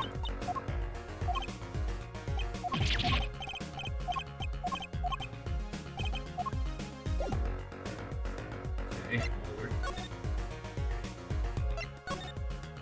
Good news to you.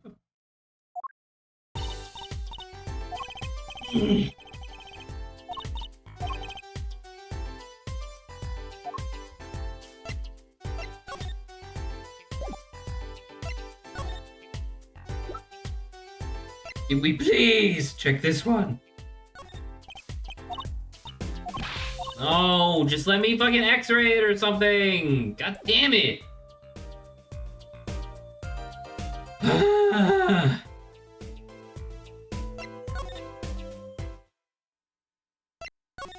that.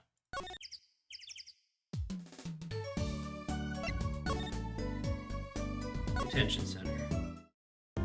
You're still here. Great.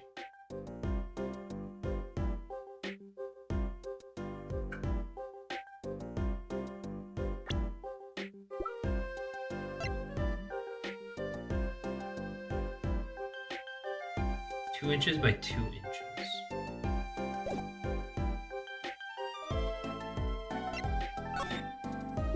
Anything to say about this? No.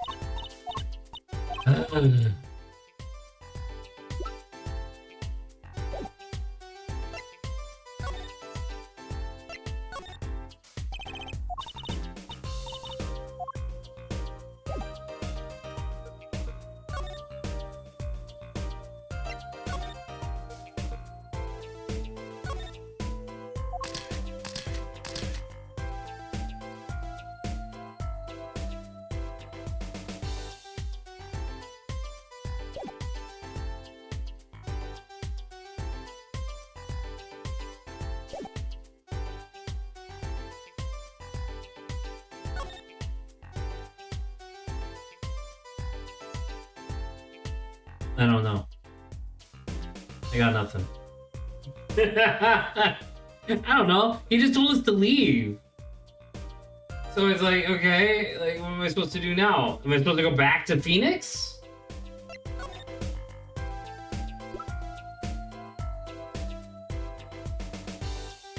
I'm gonna wait for Grant. So that way Grant can just look it up.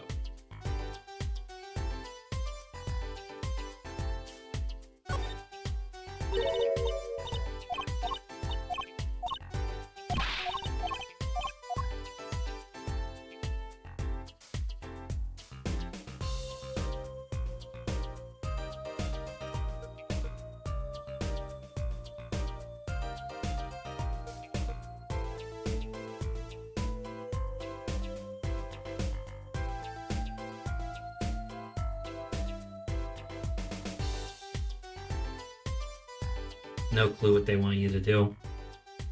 Yeah, I don't know. Well, because normally they give you... Normally I feel like Ace Attorney is pretty good at giving you a little signpost of like, here's the next place you want to go. You know, with like things that you want to do. But I don't know. I'm trying to think. Like, is there anybody I really want to talk to right now? There really isn't. Like, I want to talk to the... I want to talk to Vera. But obviously I can't because there's a fucking creepy guy. Like hogging up all of her time. I guess I could go back to Phoenix, but for what?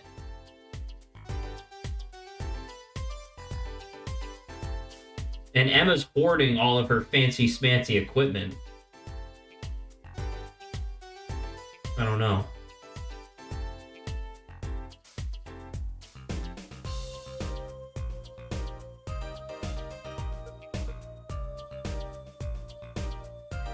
Grant like actively left to go get food, like he got into his car and went to a restaurant. I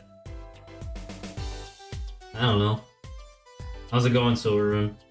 I got nothing else to do besides spin this mug, so I guess if you want to chit chat, we can. I don't know if Mikey's still here. I'm assuming Mikey's gone.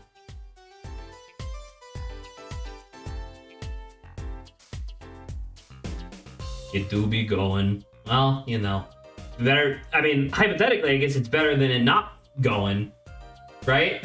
that's when shit hits the fan, when it's not going. Oh, fucked up my mug. Here we go. Can I? There we go. Oh, vibe, Ben.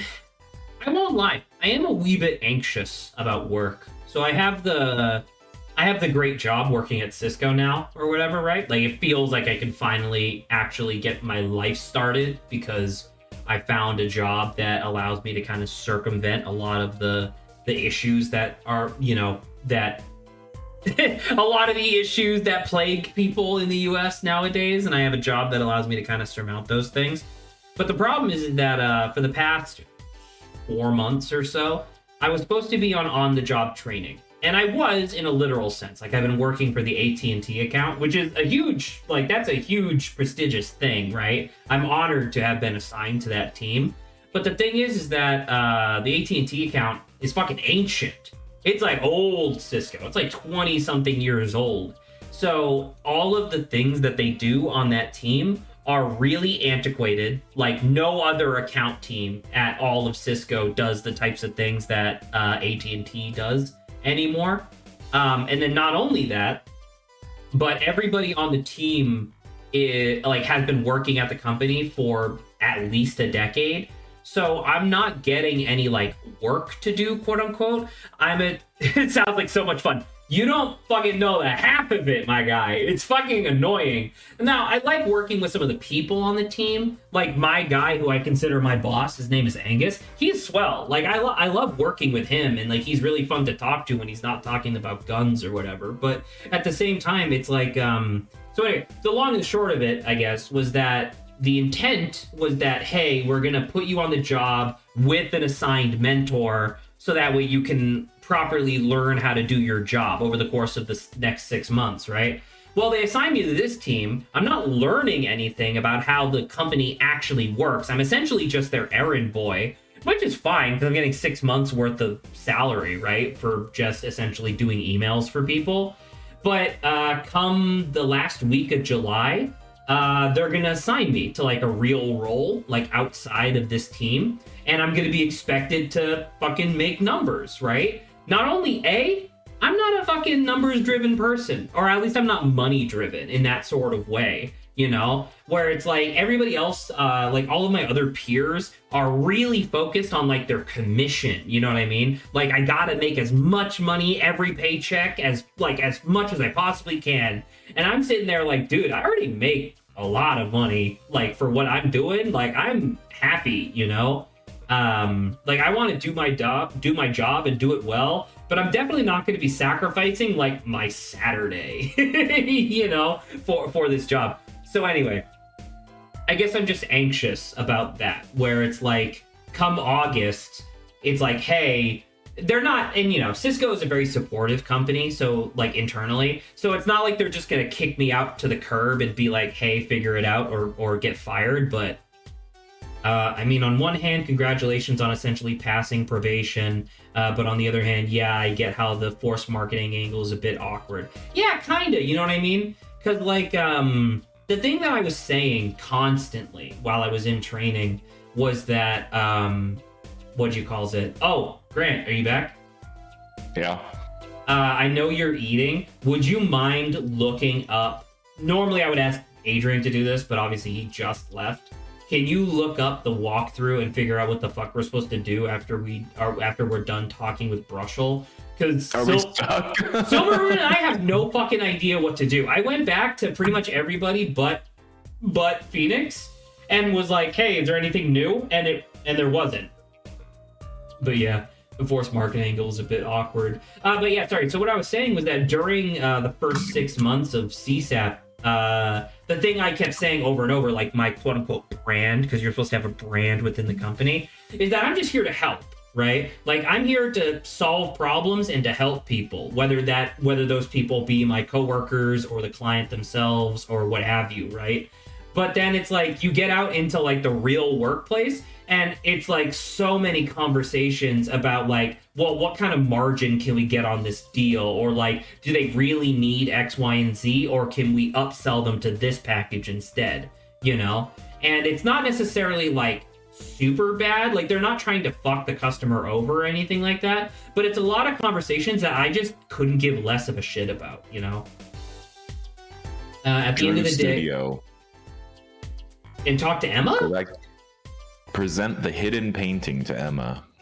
I did that already. Fuck. That's this guy, right? Hidden painting. Oh, fuck, because now we know that it's fucking stolen. God fucking damn it. They didn't update the fucking... They just said it was a painting. They didn't update the actual evidence thing, did they? They didn't update the autopsy report. Yeah, fuck you! Hidden painting found at Drew Studio, notable for the large plum in the foreground. They should have fucking updated it to say was reported stolen. God damn it.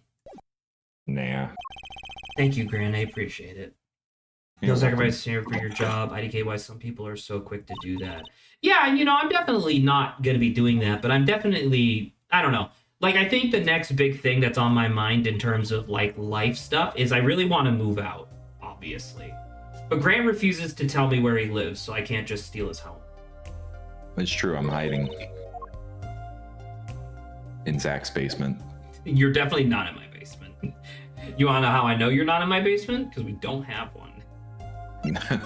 That's what they told you. Okay. I mean, that's kind of neat, I guess. The idea that the murder victim was a forger of paintings. Persona 5? Oh!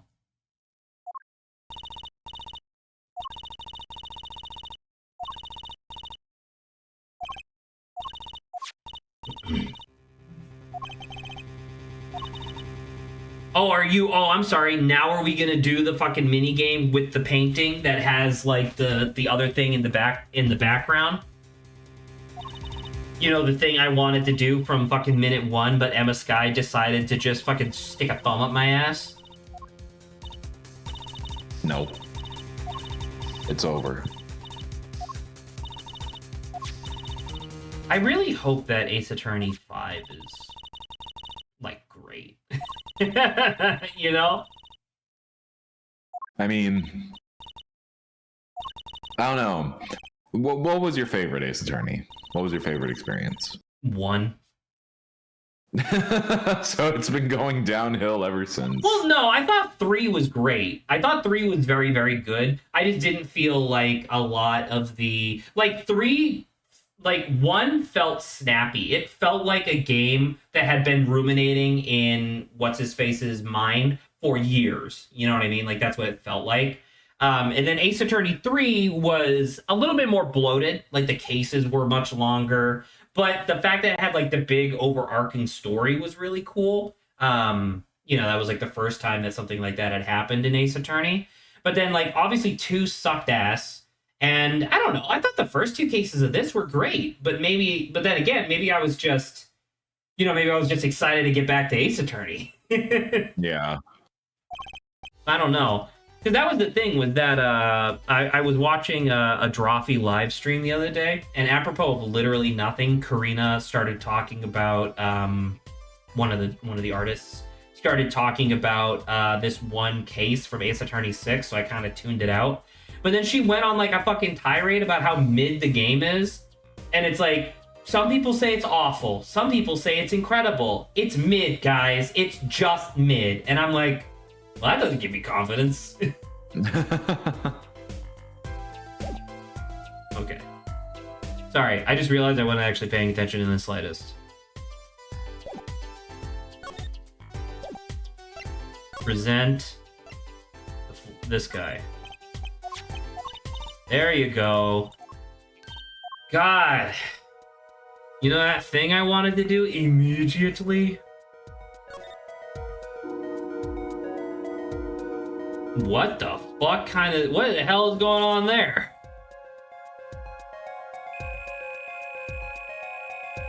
Like,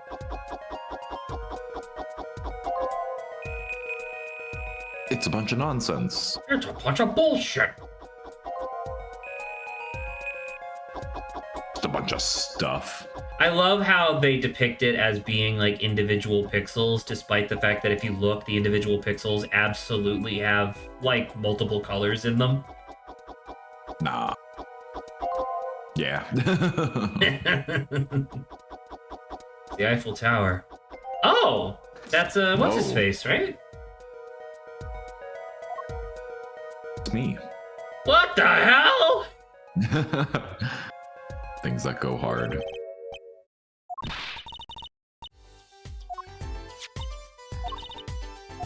This is a topic that I guess doesn't really need to be brought up all that often, but I did want to say it again. I do consider myself a Redditor, in the sense that that's where I usually go for like my news and stuff at this point, now that I don't use Twitter. But one of the things that's like really disappointing is just being able to mentally keep track of the decline of certain subreddits. Because like there were a couple subreddits that I thought were kind of interesting, I guess. There was r/old school cool, where essentially a bunch of boomers would share photos from when they were like younger. And it was just, depicting like how people were back, way back in the day. And I thought that was like intrinsically like neat, right? And then there was another subreddit that was, I want to say r/famous faces, where the idea was that it would be like, oh, here's what this celebrity looked like way back when. And it would always be like a profile shot of their face, right? And it was kind of interesting because you get to see actors like Liam Neeson. Like, what did Liam Neeson look like when he was 20, right? But the problem is that in both of these circumstances, I have been able to keep track, like essentially day over day, into their slow decline of essentially just being like softcore porn Reddits, where now r/oldschoolcool is only like porn actresses and bikini models from the 50s, right? Or the 60s, right? And then like r/famous faces, because the rules say it must include the face of a celebrity, but it doesn't say that that's all it has to include. So they always have just fucking honking cleavage right at the bottom of the frame as well. And it's like, I don't know. It's like one of those things where I guess this is just like the natural state of how at least Reddit functions, where it's like someone will create a subreddit with like a cool idea, and then just over time people will either get racist or horny, right? Like racism happened to r/political compass memes, because obviously, and then horniness just happens to anything where you're allowed to post pictures. And I don't know, I find that a little sad, I guess, because now, like, it's not like those were my favorite subreddits in the world, but sometimes it'd be kind of cool, right? Sometimes you'd find a picture of, like, oh, r/oldschoolcool, and it's like a guy who's in his 70s now, and back in, the 70s or whatever, it's like, oh, here's me and my family, like, on a trip. And it's like, oh, that's nice. You get to see pictures of the world, I guess, from a different era. Yeah. But now it's just like, oh my god, look at this lady's unshaved bush. I can't believe this made it to the fucking front page of Reddit. It is unfortunate. It is unfortunate because, like, I don't know. I guess, and obviously I'm getting like more into Tumblr, I guess, mostly just because it's like, I don't know, it feels pretty consistent every time I go there. I don't see any new shit though on Tumblr, which I think is something that I kind of miss from Reddit a little bit, where it's like on Reddit you always browse r/all, right? Like typically that's where you start. And, it's always just whatever the internet is interested in that day. So it's a lot of like porn and whatnot, but sometimes you'll see things that are interesting. It's like, oh, that's really cool. Whereas on Tumblr, it's only the things that I follow. Well, to be fair, that's because I specifically turn everything else off. But it's like I'm not being introduced to new things. Like sometimes they'll make suggestions, but I don't know if this is the case for you. I think you follow like more people, whereas I follow like not exactly categories, but definitely like gimmick accounts, I guess. Because like one of the subreddits one of the blogs I recently followed was like VG water effects, and it's literally just like posting GIFs and videos of like water in video games, and it's like, oh, they're so beautiful all the time, right? Well, now all it suggests me is like water blah, or like photos of lakes, and I'm like, that's not the point, guys. Like I want to see cool shit. Like why can't there be a blog that's just like, hey, here's like a cool factoid every hour? There is one. I follow it. Not every hour. It used to be in a similar vein. It used to be good because it was literally like facts and stuff. And now half of it is just like promoting random like products. And obviously that's the type of stuff that I want to nuke on site, right? Like I have fucking 4 layers of ad block running on my fucking Firefox, which already has a built-in ad blocker, right? It's like I want to keep that shit as far away from me as possible because I fucking hate advertisements, despite the fact that I just watched like fucking 3 hours of video game advertisements today. But it's different. I was voluntary. That's the point, of course. That was voluntary, all right? But but like I don't know. Like I want to follow. Like I think that's the reason why. I don't know if you ever checked him out. I know Saba did after I recommended him. But do you ever check out Wendigoon? Yeah, we talked about it a long time ago. Remember? Right, but I didn't know if you've been following on Tumblr. No, like YouTube. Oh, I was saying, I don't think he's on Not- Tumblr. He's on 4chan. I don't think I know so that. either. Probably. Anyway, the reason I bring it up is that like I think one of the reasons why I like Wendigoon stuff so much is that it's not just like about cryptids and like conspiracy stuff or whatever. It's the fact that it's always like, I don't know, I find myself so intrigued by like not just like weird factoids, right? Where it's like, oh, did you know that this type of bug can jump to the moon and back in a single afternoon? Like, I don't give a shit about factoids like that. I give a shit about factoids like, did you know that the Nazis stole and plundered enough gold to fill like the Taj Mahal with solid gold and it all fucking vanished? And I'm like, what? Where'd that gold go? You know, like that's the type of stuff. Like, I don't know, I want to see stuff like that. Like, I would love that. I would love a blog that's like, you know, daily mysteries of like, hey, here's this like really intriguing real life mystery. I don't know. I guess that's fine. You know what? I think that's what it is. It's stuff that makes me think. Because I feel like I don't get enough of that. Or at least I crave more, I guess. Anyway, Sure. back to the video That's game. fair. Zach, we should play Burnout Revenge for the PS2. Burnout Revenge for the PS2! PS2! Thinking about it now, actually, I think this is a banter topic from like fucking months ago at this point, but not like we were ever going to get to it. We'll probably end up doing more banter during Pokemon Coliseum because that seems like a game that we could banter over. But the there was r/wizard posting, and I fucking loved that subreddit for a while. It was so good. It was just like, what if social media existed in a high fantasy setting, and it was just a Reddit for wizards, right? And it was, I don't know, it was just great. And then the AI stuff started kicking in, and it wasn't as great. But it fucking pissed me off because once again, when you're on r/all every day, you can watch the trajectory of something gaining popularity and then either becoming horny or racist. And lo and behold, r/wizard posting just became like a thinly veiled allegory for racism, where like goblins were Mexicans, orcs were black people, fucking dwarves were people from India. But it's like, but it's not, but it's fine because we're not saying that. We're saying that dwarves always are the people on the phone that are trying to scam you. Haha, isn't that funny? And it was so sad because then and this is why it's less relevant now, but like 2 months ago, r/wizard posting had to like just completely shut down. I mean, it's back up now, but they had to like just completely shut down because it's like, yeah, the moderation team doesn't know what to do with this. And I'm like, come on, man, makes me so sad. If 4chan is on one end of a spectrum and Tumblr's on the opposite end of the spectrum, at least I find, where do you think Reddit is on that spectrum? Closer to 4chan. I definitely think closer to 4. Where's Twitter? Closer to 4chan. Than Reddit, right? Yeah. So what the fuck is the middle? What's the close? Because Facebook is fucking radicalized, right? So like, is there any social media that's like in the middle?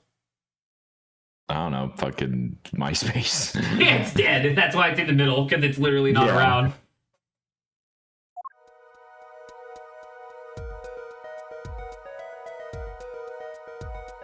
Discord. It's not social media.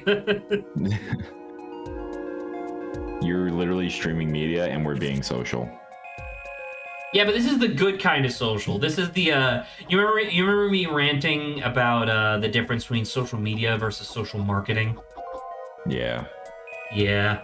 I brought that up to one of my coworkers. We have this weekly, at least for now, we have this weekly meeting called Professional Vibes, where it's mostly just to help fill out his weekly calendar.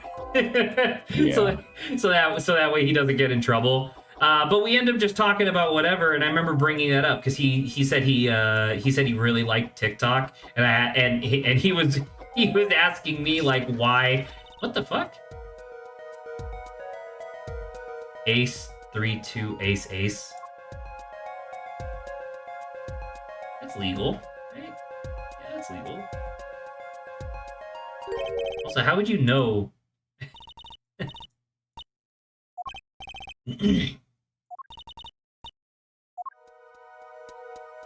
There's no way that somebody has fucking future vision, right? Because it seems like that was case one. What was case two? Grant, before I look at anything, what was case two again? Case one was Borscht restaurant, right? Case 2 was the mafia, the Yakuza family. You're right. Holy shit. Do you think I'm about to reveal this one? It's going to be like a vaguely resembling like the shooting, right? Oh, because the third one that we investigated first looked like what's his face Clavier on top of the thing with his burning guitar, and that one was what you calls it, poker.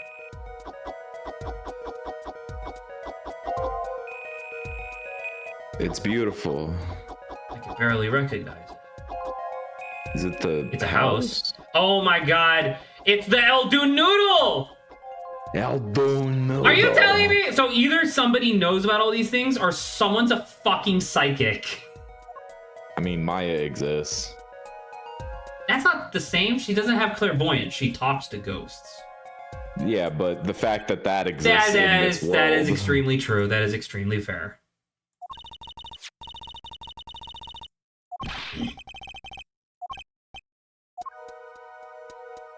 It's case Jersey, one. look at this shit. Maya, this is fucking weird, and the fact that but it's the fact that they literally depicted the symbol for Eldoon Noodle.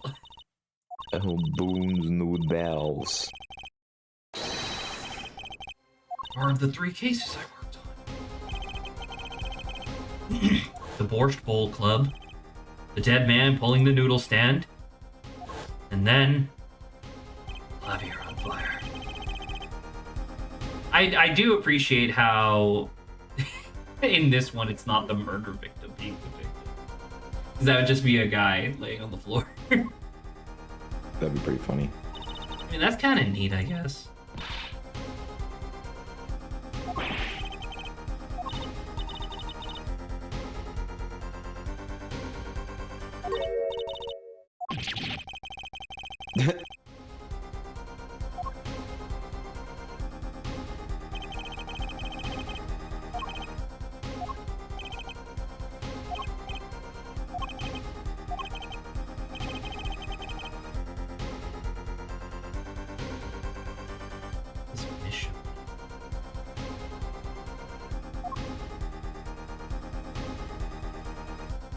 I mean, I'm not gonna lie. That's very fascinating.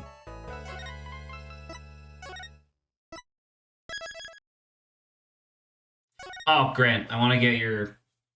Now that I have you trapped in my fucking mind palace, I want to ask. I want to ask you for, I guess, your opinion on something. We were doing Omori on stream on Sundays, right? Saba was on controls. I wanna reiterate that I don't think Saba was doing anything wrong. I think Saba was playing the game correctly, but holy shit, Omori as a stream game is mind-numbing. I understand that people love this fucking game, but I think... But you hate it. Well, yes, I think, and I feel really upset about that, because it's like, I think it's just that my patience...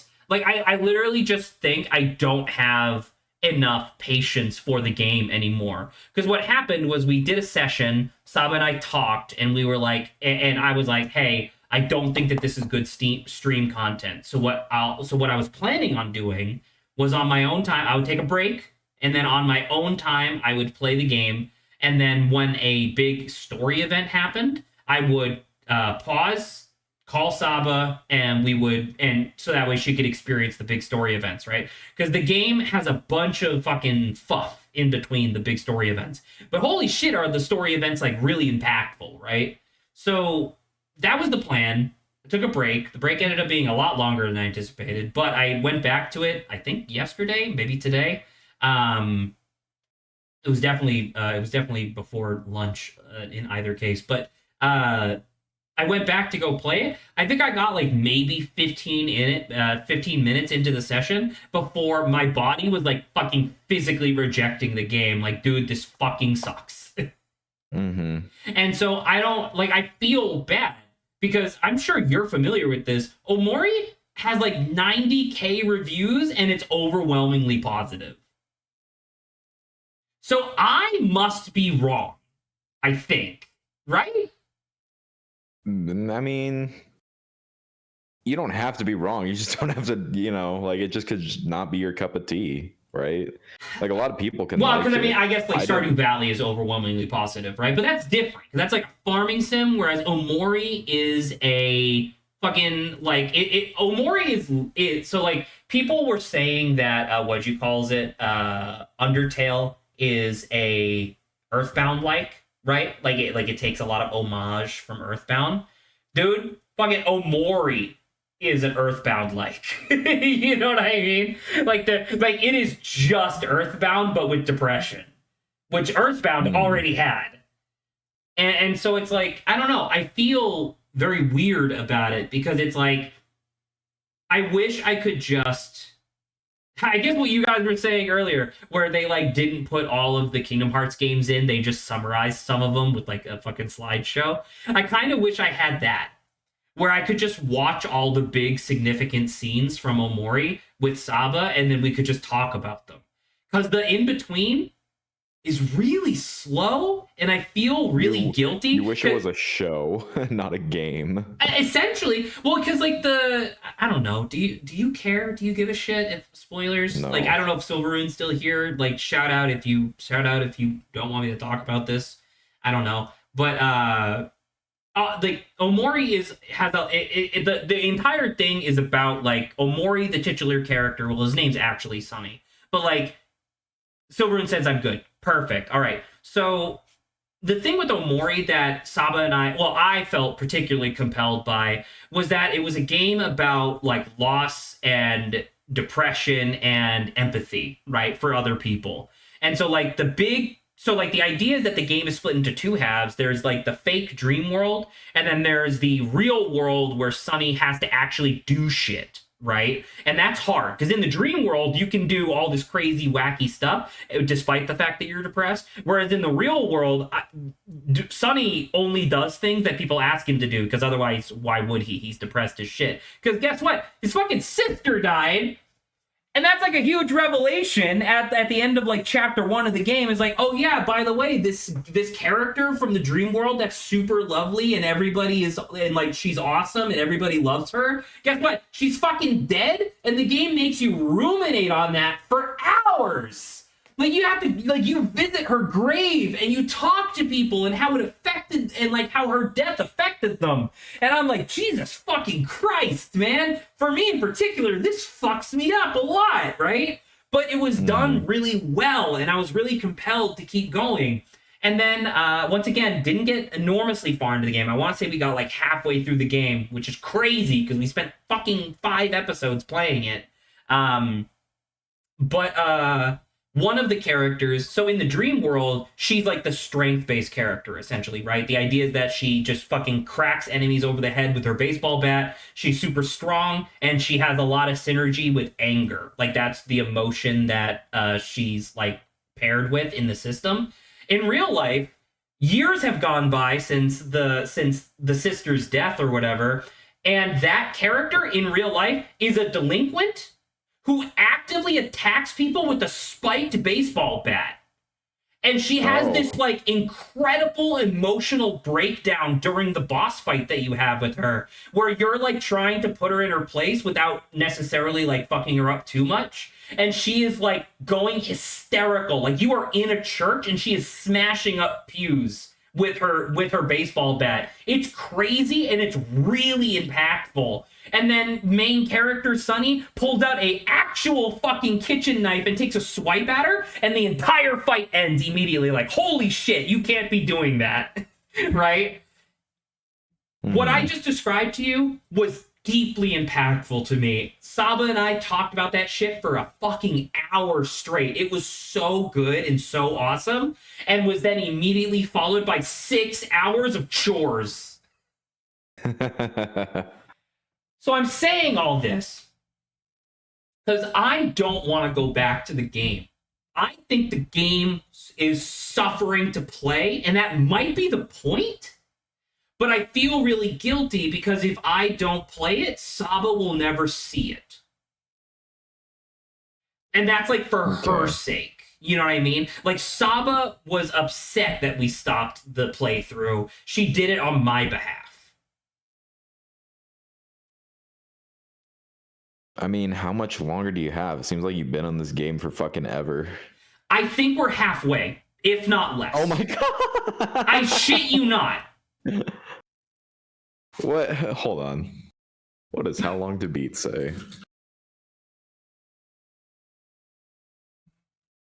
Look up completionist. Well, I mean, I guess it's on there, but like... Well, yeah. So the main story says 21 hours. Yes, that sounds about right. The main plus extra says 28 and a half. Mm-hmm. The completionist... Oh, completionist is the second playthrough, right? So it's like double the length. Yeah. Yeah. So it was main plus extra is what Saba was shooting for. So 28 hours. Yeah. And it's like, because like the way that the game is broken down, I think, is like it's 8 chapters where you do one chapter in the dream world and then one chapter in the real world back and forth, right? And I don't know, I'm kind of glad that Mikey's not here, I guess. Like, obviously he was here earlier, but like, I'm kind of glad that Mikey's not here because Mikey was really pushing for us to keep going. And I understand that apparently there's some fucking crazy stuff that happens at the end. Like, I have seen so many reviews of people saying that they like fucking wept at the end of the game. Like ran downstairs and hugged their brother, like weeping. You know what I mean? Mm-hmm. Like hugged their sibling. And it's like, God damn, like that sounds crazy, but I don't know if I want to have to sit through that, I guess. Sure. So I don't know. I guess I just wanted to bring it up to have the discussion of like, if I really dislike the game, but I can't necessarily ask Saba, hey, buy the game, redo all the shit that you did during our playthrough, and then play it yourself. Like, that feels really unfair to her. Yeah. So I don't know exactly what to do, right? Halfway. You're talking about in terms of the playthrough that we're at? Yeah. Yeah, do you think you can make it? I think if I really wanted to, I could put on like a fucking like multiple 5-hour-long video essays and just like skim through, like just skate through all of the like, because there's so many fucking random battles and like I said, so many chores that you have to do in real life, because in the real world you don't do random battles, you do chores instead. And so it's like, you know, I get the parallel, haha, random battles are chores, get it, but it's just like, I could skim through that, and then when a major thing happens, I could like tune back in. But it's just like, I'm thinking about it, and it's like, if we're like halfway, you said 28 hours, right? Yeah. So I would say we're probably a little bit less than half then, since we spent I think like as a total, I think we spent like 2 hours with the game just kind of paused like this, talking. And so it's like, I don't know, man. Is there a lot of side stuff in the game? Oh, I was gonna say, well, there's a lot of traveling, because there is fast travel, but the fast travel only takes you to like key points on the map, not everywhere on the map. I was gonna say, can't you just like bum rush it? You know, just try to get it over with. But the bum rushing it gives you a worse ending. Oh, fuck off. Exactly, right? Like, and that's the thing. And so it's like, normally in an RPG, I love that shit. I love being rewarded for being thorough with my sessions and with my play. But it's just like, I don't know, there's just something about Omori where it's just like, I was thinking about this. Like I said, I only played for like 15 minutes. And so I like sat there and I was like, am I feeling like this because I wasn't the one playing? Like, if I was on control and Saba wasn't, would I still feel the same way about Omori? And genuinely, I don't think so. I think I would probably be a little bit more positive, because there was definitely a lot of times where I felt like Saba was wasting time, but then she would explain to me like, no, like this is what I have to do in order to guarantee X, Y, and Z. And I was like, okay, yeah, you're right. Like, you know how like much it frustrates me that I can go back to those Omori VODs and I can watch myself just fucking die on the inside and just pull out my phone because I'm so fucking bored. You know? I don't know. And obviously I can't really talk to Saba about it this month, but I don't know. I mean, you're getting a break from it. I mean, it's already been like 2 months. Oh, well. So I don't know. I would hate to just be like, because I mean, I think it would only be like the second game for the channel that we've intended to finish and then abandon. The first one being Grime and now Omori, which are both very good. Well, Ace Attorney. We abandoned that. I guess that is true. I guess we did abandon the Great Ace Attorney. Ace Attorney. Because I think we did 1 and then abandoned halfway through 2, right? Yeah. Yeah, so maybe 3 then. I don't know. I guess I just wanted to share. Because Omori, like, even the like fraction of the game that we played so far left an impact. Absolutely. You know? But But like, do I really want to like fucking suffer through any more of that? I don't think so. Because like, if I do look up just like a video, right, of like story of Omori or whatever, right, that obviously just completely derails the impact of the story, right? Sure. Just completely robs it of its intent.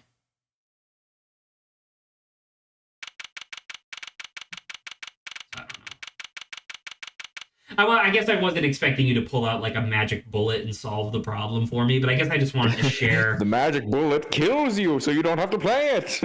I mean, maybe that would be best, but you hopefully you get what my intention was of just like, it's a conundrum I wasn't necessarily expecting to do, because that's the thing, right?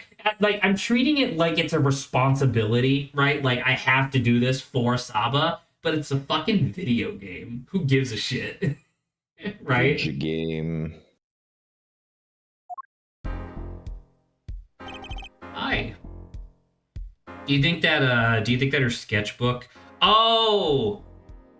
Do you think that she's the one that gets like visions of the future and we're gonna see like a bunch of stuff in her sketchbook? Oh, you think so? Maybe. I'm thinking about it.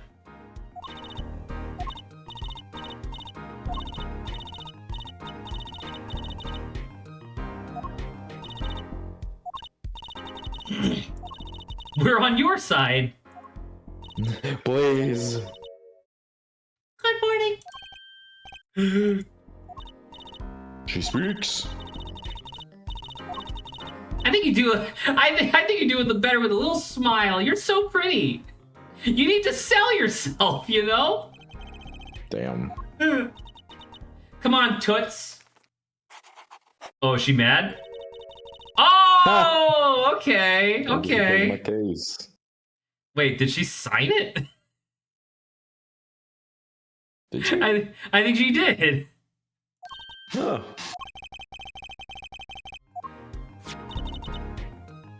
Oh yeah, with the butt plug.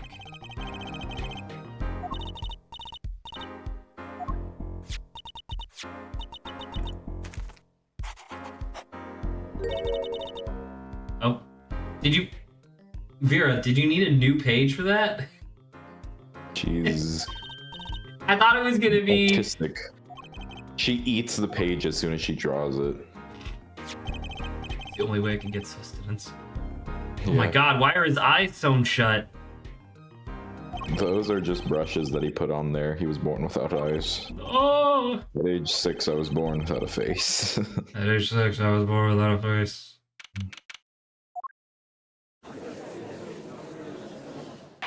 Man, and this is the case that has to do with something from 7 years ago?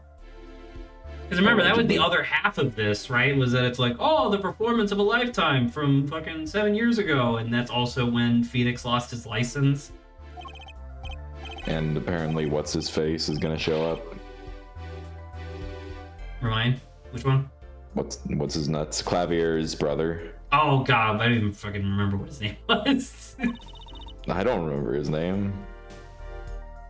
He was cool, and then his way hotter brother showed up. And it's funny because they look exactly the same, except one of them just has his shirt open. And one's a fucking rock star. Most likely be felt for a long time. May indeed alter our legal system forever. I do really like the implication that in Great Ace Attorney they already had this system in place, and then Japan decided, we don't need that. And now we're back. The jurist will function like a jury. What? This is bullshit.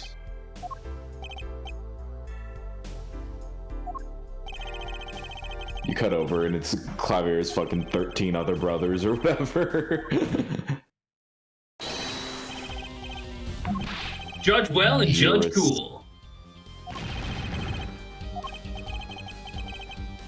Wait, so it's not like Great Ace Attorney where we get to see them physically. It's just there's jurists who are like in a fucking padded cell waiting. They're making jury duty. Making jury duty.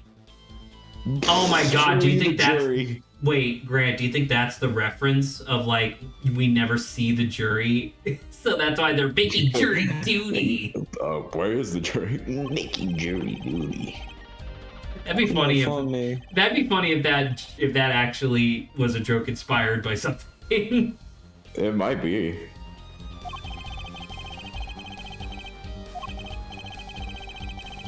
I mean, it's also very cool of the I mean, like, I think we very thoroughly established that the judge isn't a bad guy. He's just kind of foolish. But it's very noble of him to be like, yeah, I'll give up, like, a lot of my power to just give it to random people on a jury. I mean, unless it was the Supreme Court that was like, this is happening.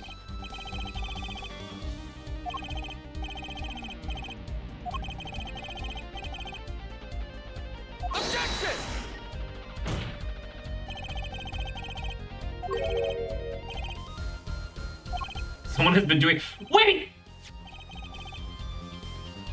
What?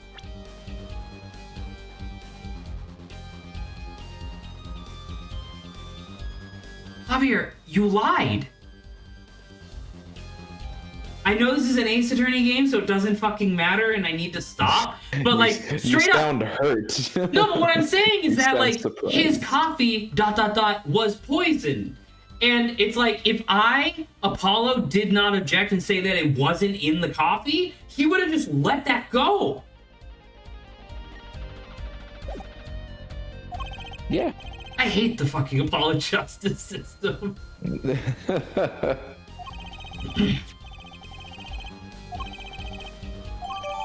Cool.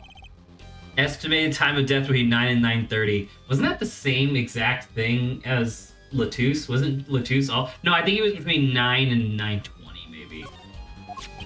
It was between 1920 and now. You're not wrong. You are literally not wrong. Yeah. Wow. Why do we even need this? Do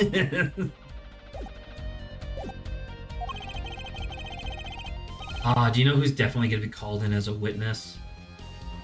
Fucking Brushel. What about fucking Bush? George W. Bush. Please do not misunderestimate me.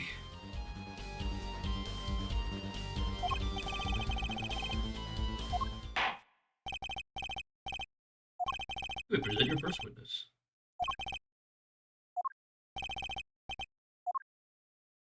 God, how funny would it be if it's just a different person? Nope. There it is! Zach, what would you do if it was 1963 and you're in Dallas, Texas, and you were in a parade? I was in the parade? you were in the parade, what would you do? I would go to the closest nearby book depository that had a clear view of the road that I knew that the president was going to drive down. I'd pull up a chair right next to the man, suspiciously wielding a sniper rifle, with an umbrella, and I would just chat with them. Oh Nice. God, you're so right. No, if I was there, I would definitely be dressed in all black, have an umbrella, and then mere moments before the shots rang out, I would raise it slightly and then lower it back down. You remember like there's a detail of the Zapruder film, or at least like the investigation of the Zapruder film that I totally thank you Silveroon for the woo. There's a part. Wait, did that go off? I don't think the woo went off. Hold on. I gotta make sure that Silveroon's not wasting his money. Oh, I was logged out. Let me do this. There we go. Ooh. There you go, Silveroon. Fix that for you. Anyway, one of the details about the investigation of the Zapruder film that I had completely forgotten until like just recently, where I was reminded. I forgot that it was supposed to be investigated by the FBI, and then the CIA stepped in and took over the investigation, and then said, "Nah, it couldn't have been us. That makes no sense." Yeah. And provided, like, straight up. We investigated ourselves And found no wrongdoing. Like, they straight up had, quote unquote, the guy who was the guy with the black umbrella from the Zapruder film. They had, quote unquote, the guy show up, totally different build, literally had a different height than the guy in the film. And they're like, "Is this you in the film?" And the guy goes, "Yes." And then leaves. Like, that was the official evidence. Yeah. And I'm like, oh my fucking God. That makes sense. I can't believe the CIA fucking murdered JFK, dude.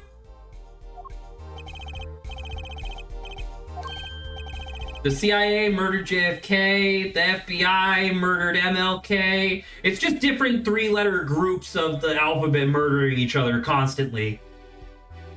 Damn. That's why Brian David Gilbert needs to be careful. The FCC is coming for his ass. The FCC. The IRS is coming. The IRS is coming for you. Oh my God. There's no way that tweet would ever like catch any traction, but it's just like, you know, okay, CIA took out JFK, FBI took out MLK, BDG, and, you know, at Brian David Gilbert, and then comma BDG, you gotta watch out for the IRS.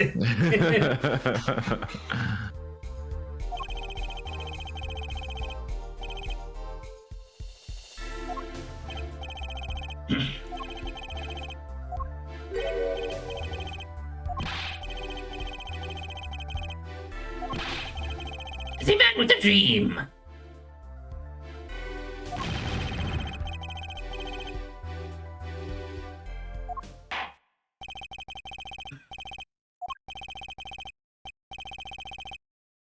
Oh. Oh God, the phrasing of a simple case when I know full well that this is gonna be like fucking 11 hours long. We're gonna be here forever. Because somehow this motherfucker forged evidence that led to Phoenix getting his license removed, right?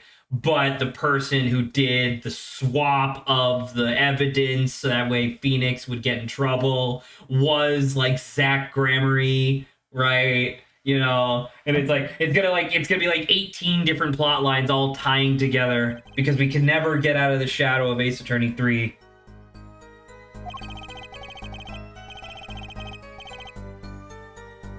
What the fuck is that? What the fuck is that word? Atelier. What the fuck is that? I don't know. I don't know, dude. I think you're right that it's Atelier, but what is it?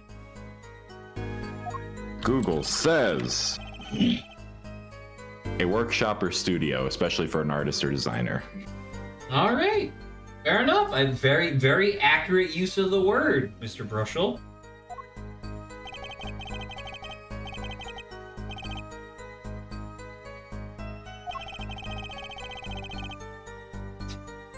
You know how big his eyes are.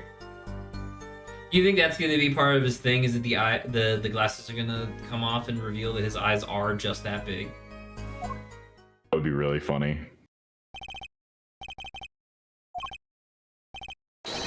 Question. Do you think that Brushel fucks? Brushel fucks nonstop. Brushel fucks till he's numb. Jesus Christ. The only time Brushel's not fucking is when he's in court.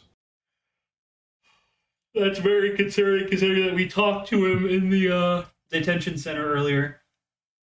My point stands. Or even contemporary witch hunt. This guy would definitely write articles for Breitbart. I don't know what that is. It's the conservative online newsletter that Steve Bannon was head of for a while.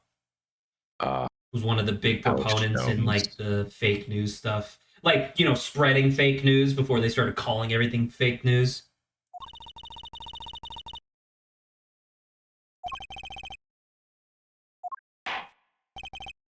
Do you want to know something that's actually quite fun, by the way, that you can, I don't know, kind of keep in your back pocket if you ever want it? During the speech that would directly precede Adolf Hitler declaring himself Führer, he made a list, like in his speech, he had like a list of like, these are the things I'm going to be combating in our country. And there was a lot of things, but literally the second point that he talked about was it was this German phrase. Equality. Well, no, it was this German phrase, and I don't remember the specific phrase, but it literally translated directly into fake news. Yeah. Yeah.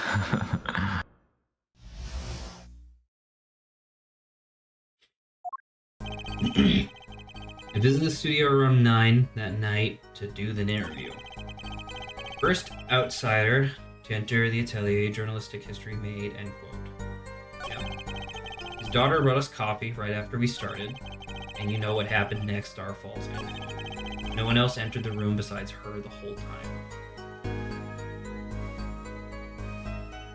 Big press? Are you asking for the answer?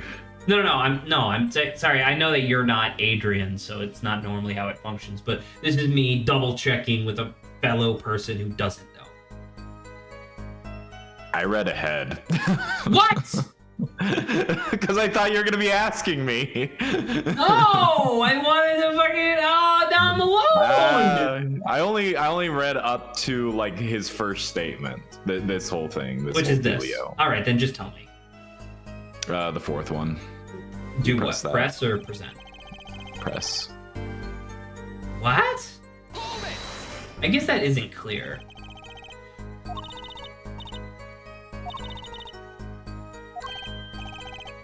Zowie, how'd you know? Sounds! Just out of one of them, he just goes, Jesus Christ! Holy shit! You're right! He's right! He's right! God, I love that sound clip. He's right!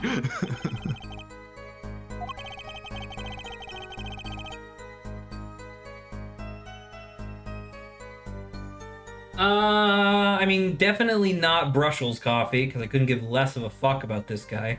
I guess the moment of death?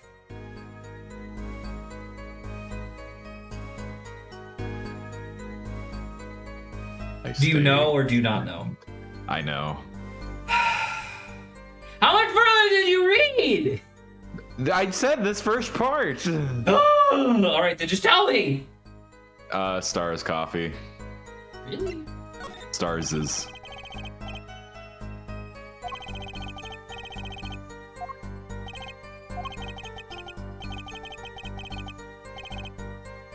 He who seeks it wins, but he who says it wins bigger. The fuck? You had never heard about that, actually? That's a real like idiom. I've never heard that. During the age of discovery, when a bunch of like white people decided to quote unquote discover the lands where people had been living on for thousands and thousands of years, that was the thing, was that explorers would like make logs of all of their stuff where it's like, oh, this is like, I discovered this at this time, yada yada, like all this stuff. And then they would immediately go out on another voyage, like as soon as they got funding, because that's what they were there for, like, right? Like essentially filling commissions. But the idea was that fucking authors and like other essentially scam artists at the time would get those manuscripts from the explorers and then just polish it up and sell it and make and like do it as a book. And so they were credited for, and for a long time they were credited for like, oh, this guy who wrote this book was the one who found the fucking city of gold or whatever, right? So like I think it was Magellan, right? Magellan was the first person to circumnavigate the globe, I think. Magellan. He had this like, obviously fucking awesome manuscript that was full of inaccuracies. Originally people thought Magellan was the pen name of the author who sold it, because regular people didn't realize that there was an actual dude who was going around like fucking up natives and stuff. Yeah. So anywho, I can't say I saw him. Man puts up the mug, drinks.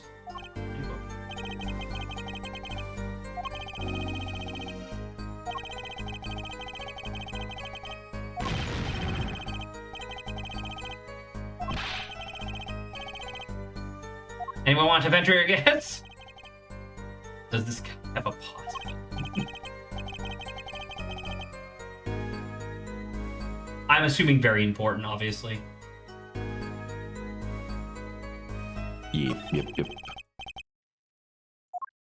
Drank the coffee and then immediately fell over. Is that how the poison works?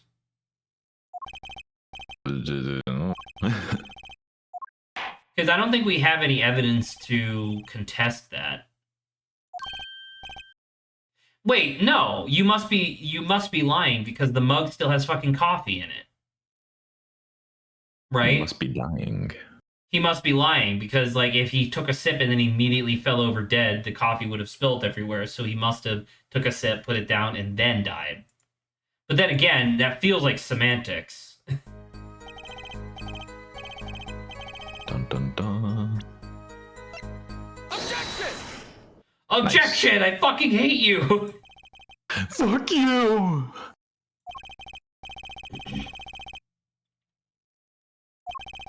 Jesus. What, the dosage? Yeah. Yeah.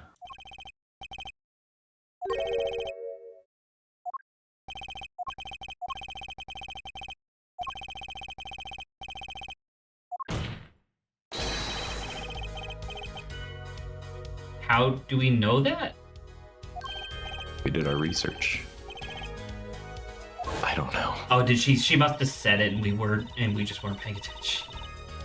Most likely. It's absorbed into the body astonishingly slowly. Yeah, she definitely said this, and we were talking about something else. That's yeah, at fine. least I figured it out from the fact that there was coffee in the mug, right? Oh my god. My man's has no ass. Where is his ass? Where is his ass? He's got pelvis right into leg.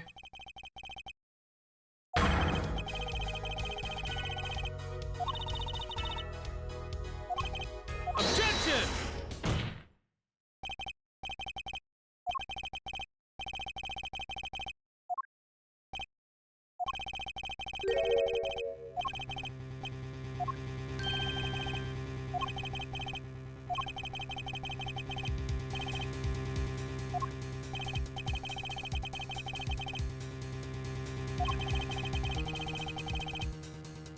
I'd be on this boat. I'll see this game. Why is that capitalized? Is that a name? Wiedersehen. Is it normally? I don't think so. Actually, I thought it just meant. I thought it just meant goodbye, right?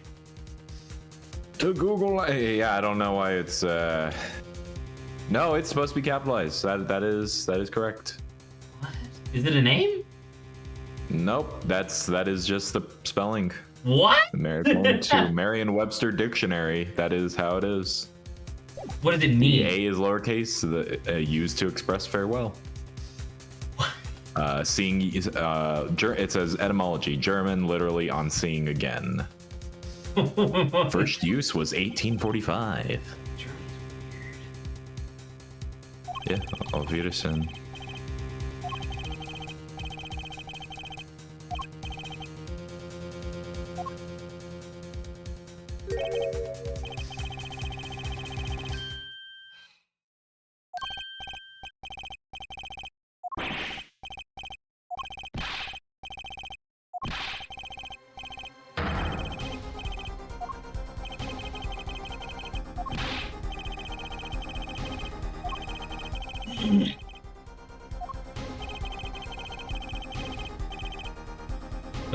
But not what I've been saying for the last few minutes.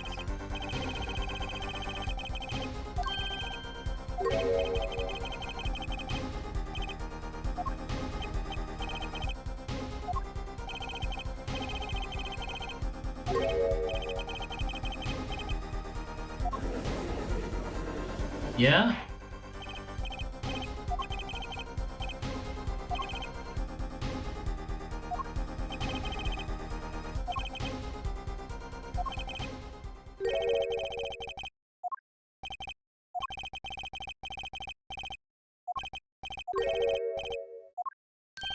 Excuse you?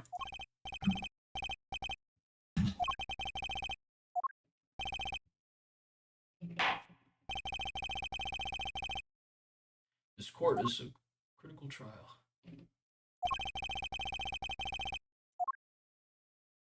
All right. And you didn't read this, yeah? I didn't read this part. Okay, so we can kind of figure it out, make a guess. Before. Then I read it while we were talking. No, I'm just kidding. When I arrived at the studio, Mr. Richard was at his desk. He seemed to be writing a letter, but he quickly sealed the envelope. I thought nothing of it at the time, of course. Now I think about it, what if he was writing a suicide note? Well, we know what the note is, and we know what the contents are, because we have x-rays, apparently.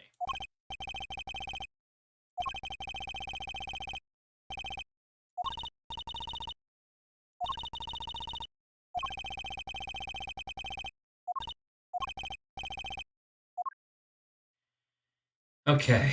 Well, obviously we have the letter, right? And we know it's not a suicide note. So do you think that we literally just present the letter?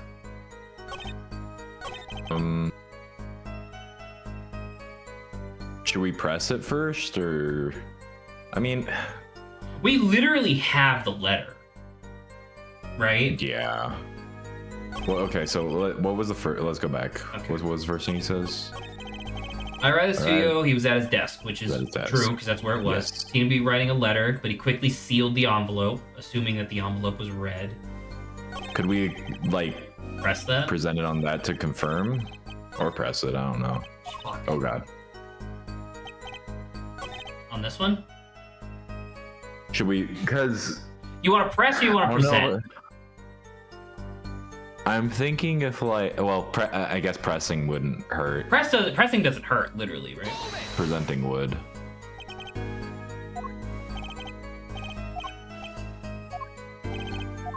Oh, what if you think the suicide note? Like, why do you think it's a suicide note? Because the envelope was a blood red. It was red.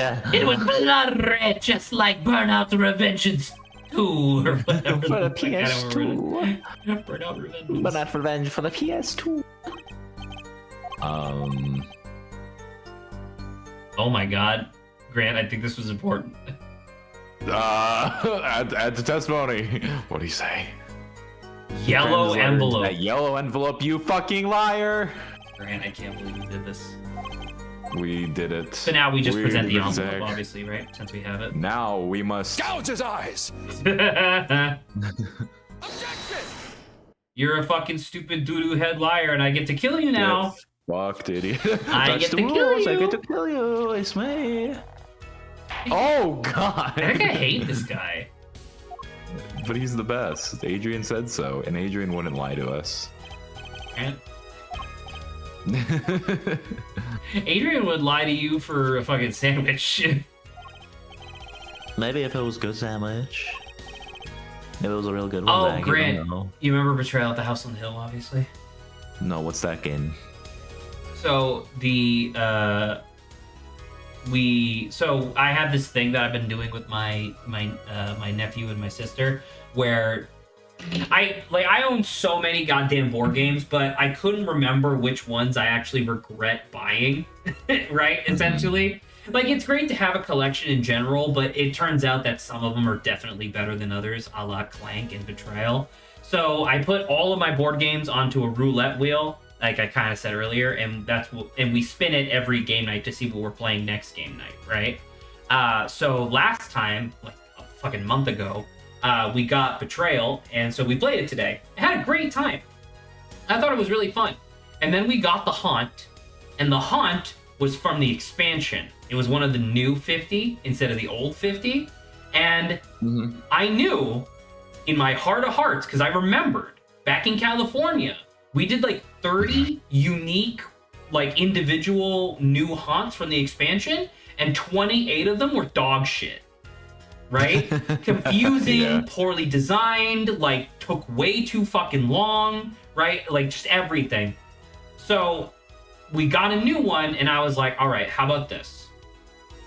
We'll read the scenario, like just the what you called it, the italicized text at the top, and if it sounds interesting, we'll do it. And so we did, and it was a Harry Potter knockoff. Essentially, the traitor, who was my sister, was possessed by the soul of Voldemort, right? And it was like, oh, okay, that's kind of cheeky. That's fun. Let's see if we can do it. You know the legend of Koschei the Deathless?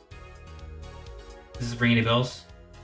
I want to say it's like Scandinavian or Swedish or something like that. The basic over-under is that he was a great warrior, well, an evil warrior, but he was like really good at killing people. But he was told that he was going to die in, like, he was told, you can't go into this battle because you will die. So he's like, oh, I'm not going to do that. So what he did was he extracted his soul and put it on the head of a pin, then inserted that pin into an egg, then put that egg inside of a duck, then fed that duck to a chicken, fed that duck and to thus a... the turducken was born. Well, fed that duck to a cat, and then so on and so forth, right? And then eventually, he puts that bundle of creatures, essentially, into a chest, locks the chest, throws it to the bottom of the lake, and then magically evaporates all the water in the lake, taking the chest with it. And so the idea was that in the legend, in order to kill Koschei the Deathless, you had to, like, essentially undo each of these steps without damaging, without damaging the soul at the end of the pin, and then you could crush the soul and instantly kill him, right? And so that was the other half of the haunt. And it's like, oh, what a clever idea, right? Well, you may or may not recall that in Betrayal, monsters and the traitor can choose to just ignore text that are on the floors in a room, right? So like the collapsed room, for example, they can choose to fall through for no damage, or they can choose to just walk across with no downside, right? So my sister had the brilliant idea of putting the chest in the collapsed room. So we wouldn't even have a chance to unlock it unless we passed the collapsed room check. That was a brilliant idea, right? So she does that, then a rabbit pops out, we kill the rabbit, and then a duck pops out. The duck is important because the duck can fly, so she had the logical idea of like, oh, I know what I'm gonna do, and immediately took the duck into the coal chute. The coal chute, no matter what, automatically takes you down as soon as you enter the room. Meaning that we literally did not have a chance to get the duck at all, and she was like, well, I win then. And it's like, and I look at her and I'm like, do you really think that was the intention? Was for you to just park the duck on top of the coal chute and call it a day? And she's like, well, you can't get it, so I win. And it's like, And it was one of those things where it's like, listen, I want you to understand, you did a great job and you figured out how to win this, but this is a shitty haunt, and we should not have done it. And so eventually I convinced her to declare a draw. So that way it was like, essentially we just said like, we did good, the haunt did bad. But it was so fucking frustrating because I didn't trust myself. Like, I remember I had like the deep emotional scars of like 28 in a row fucking haunts that all sucked dick. And it was like, well, maybe I was wrong. You know? And we did another one, and it took fucking 2.5 hours, and then we still did a draw. Jesus. Like, when we declared a draw, there was still 2 steps left. Because the duck had the egg in it, and then the egg had a pen, not a pin, a pen. Because, get it? It's Voldemort writing a book. Get it? No. Anyway.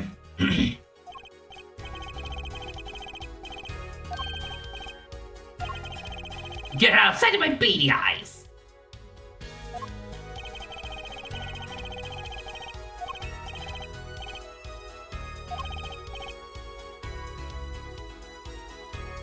The night the victim put a letter he'd been writing into a red envelope.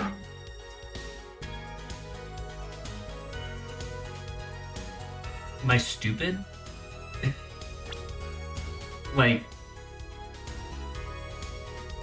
It's impossible just to be a contrarian. I don't know what's happening. It's easy to mistake the color of an envelope. Not really. I guess.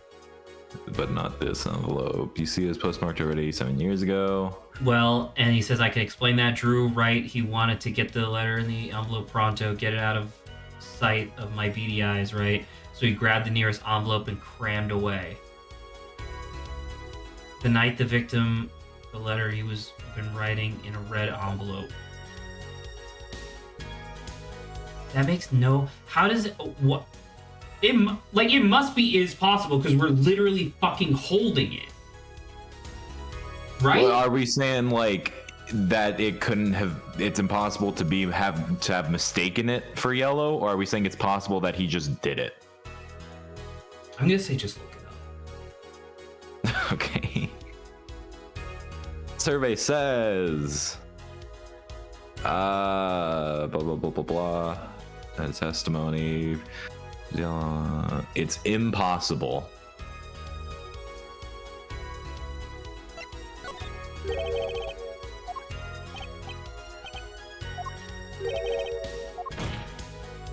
It's simple, really. It's not an apartment complex, it's apartment simple. I find it quite simple, really. It's just a bunch of rooms. Yes. Quiet. Yes. I don't know if it's ever gonna come up, and I know I keep doing this. I apologize, but I know it's probably never gonna come up because I'll never finish anything in my entire life. But I had an idea for like a cool, like little not side quest thing, but just like a like an interim thing, like while doing a mainline TTRPG campaign. I had this idea where you go into this kingdom, and the idea is that the kingdom does not do transactions via coins. The king literally outlawed it. So instead, what you have to do is you have to go to the royal bank and buy like bills, essentially, right? Like paper money. And the idea is that the paper money is one bill, like a $1 bill, is you're able to exchange that for one meal at any like pre-approved location, like it's a fucking coupon.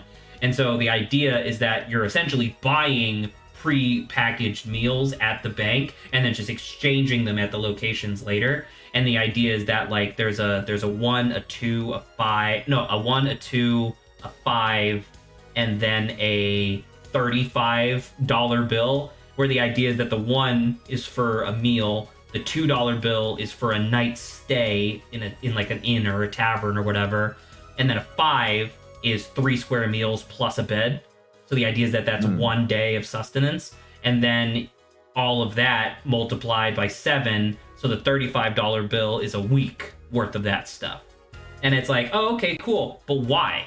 Like, why are you doing this? Like, why are you just complicating Why this something? way? And so the reveal, so at first it would be like, wow, this is just annoying, right? But then eventually it's revealed that coins and treasure and stuff go into the banks, but they never come out, which doubly doesn't make any sense because it's one bank. It's not big enough to hold all the fucking gold and valuable metals in the entire kingdom. So what's happening? Sure. And it's revealed, like, through investigation and through a little bit of heisting, it would be revealed that there's like a tunnel system underneath the bank that leads underneath the castle. And it's revealed that the king is betrothed to the prince of like this dragon family, like this, you know, obviously big, huge dragon, who is actively threatening the kingdom to destroy it unless they get married. But like the thing is that the king doesn't want to marry the dragon because that makes the dragon effectively the ruler of the kingdom. Because what are you going to do? Say no to a dragon, right? So he's delaying the wedding over and over and over by making offerings to the dragon. But the problem is that every offering needs to be bigger than the last. So that's why he instated this like fucking weird money system. So that way he can siphon all of the real money out of, you know, his people, so that way he can prevent the dragon from killing them all. And I thought that would be like a fun little reveal, right? Yeah. I think that'd be really cool. Just the idea of like this giant red dragon who's like, honey, who are these people? It's just a giant dragon. And it's like, Uh-oh. 'Tis also time. Christ. Yeah. I don't know. I don't know what it is. I think I need, like, we're still obviously going to keep doing this for the next couple weekends, but like, I think I need Saba for this. I need somebody to fucking, because without all four of us here, it's like our humors are imbalanced. I get it. I'm not enough for you, Zach. It's not that you're not enough. Why don't you look me in the eyes during? All right, so I'll see you tomorrow at 3 Eastern, right? For more No Straight Roads. 3 Zach time. Yep. All right. Good night, Grant. Good night, Zach. Bye-bye.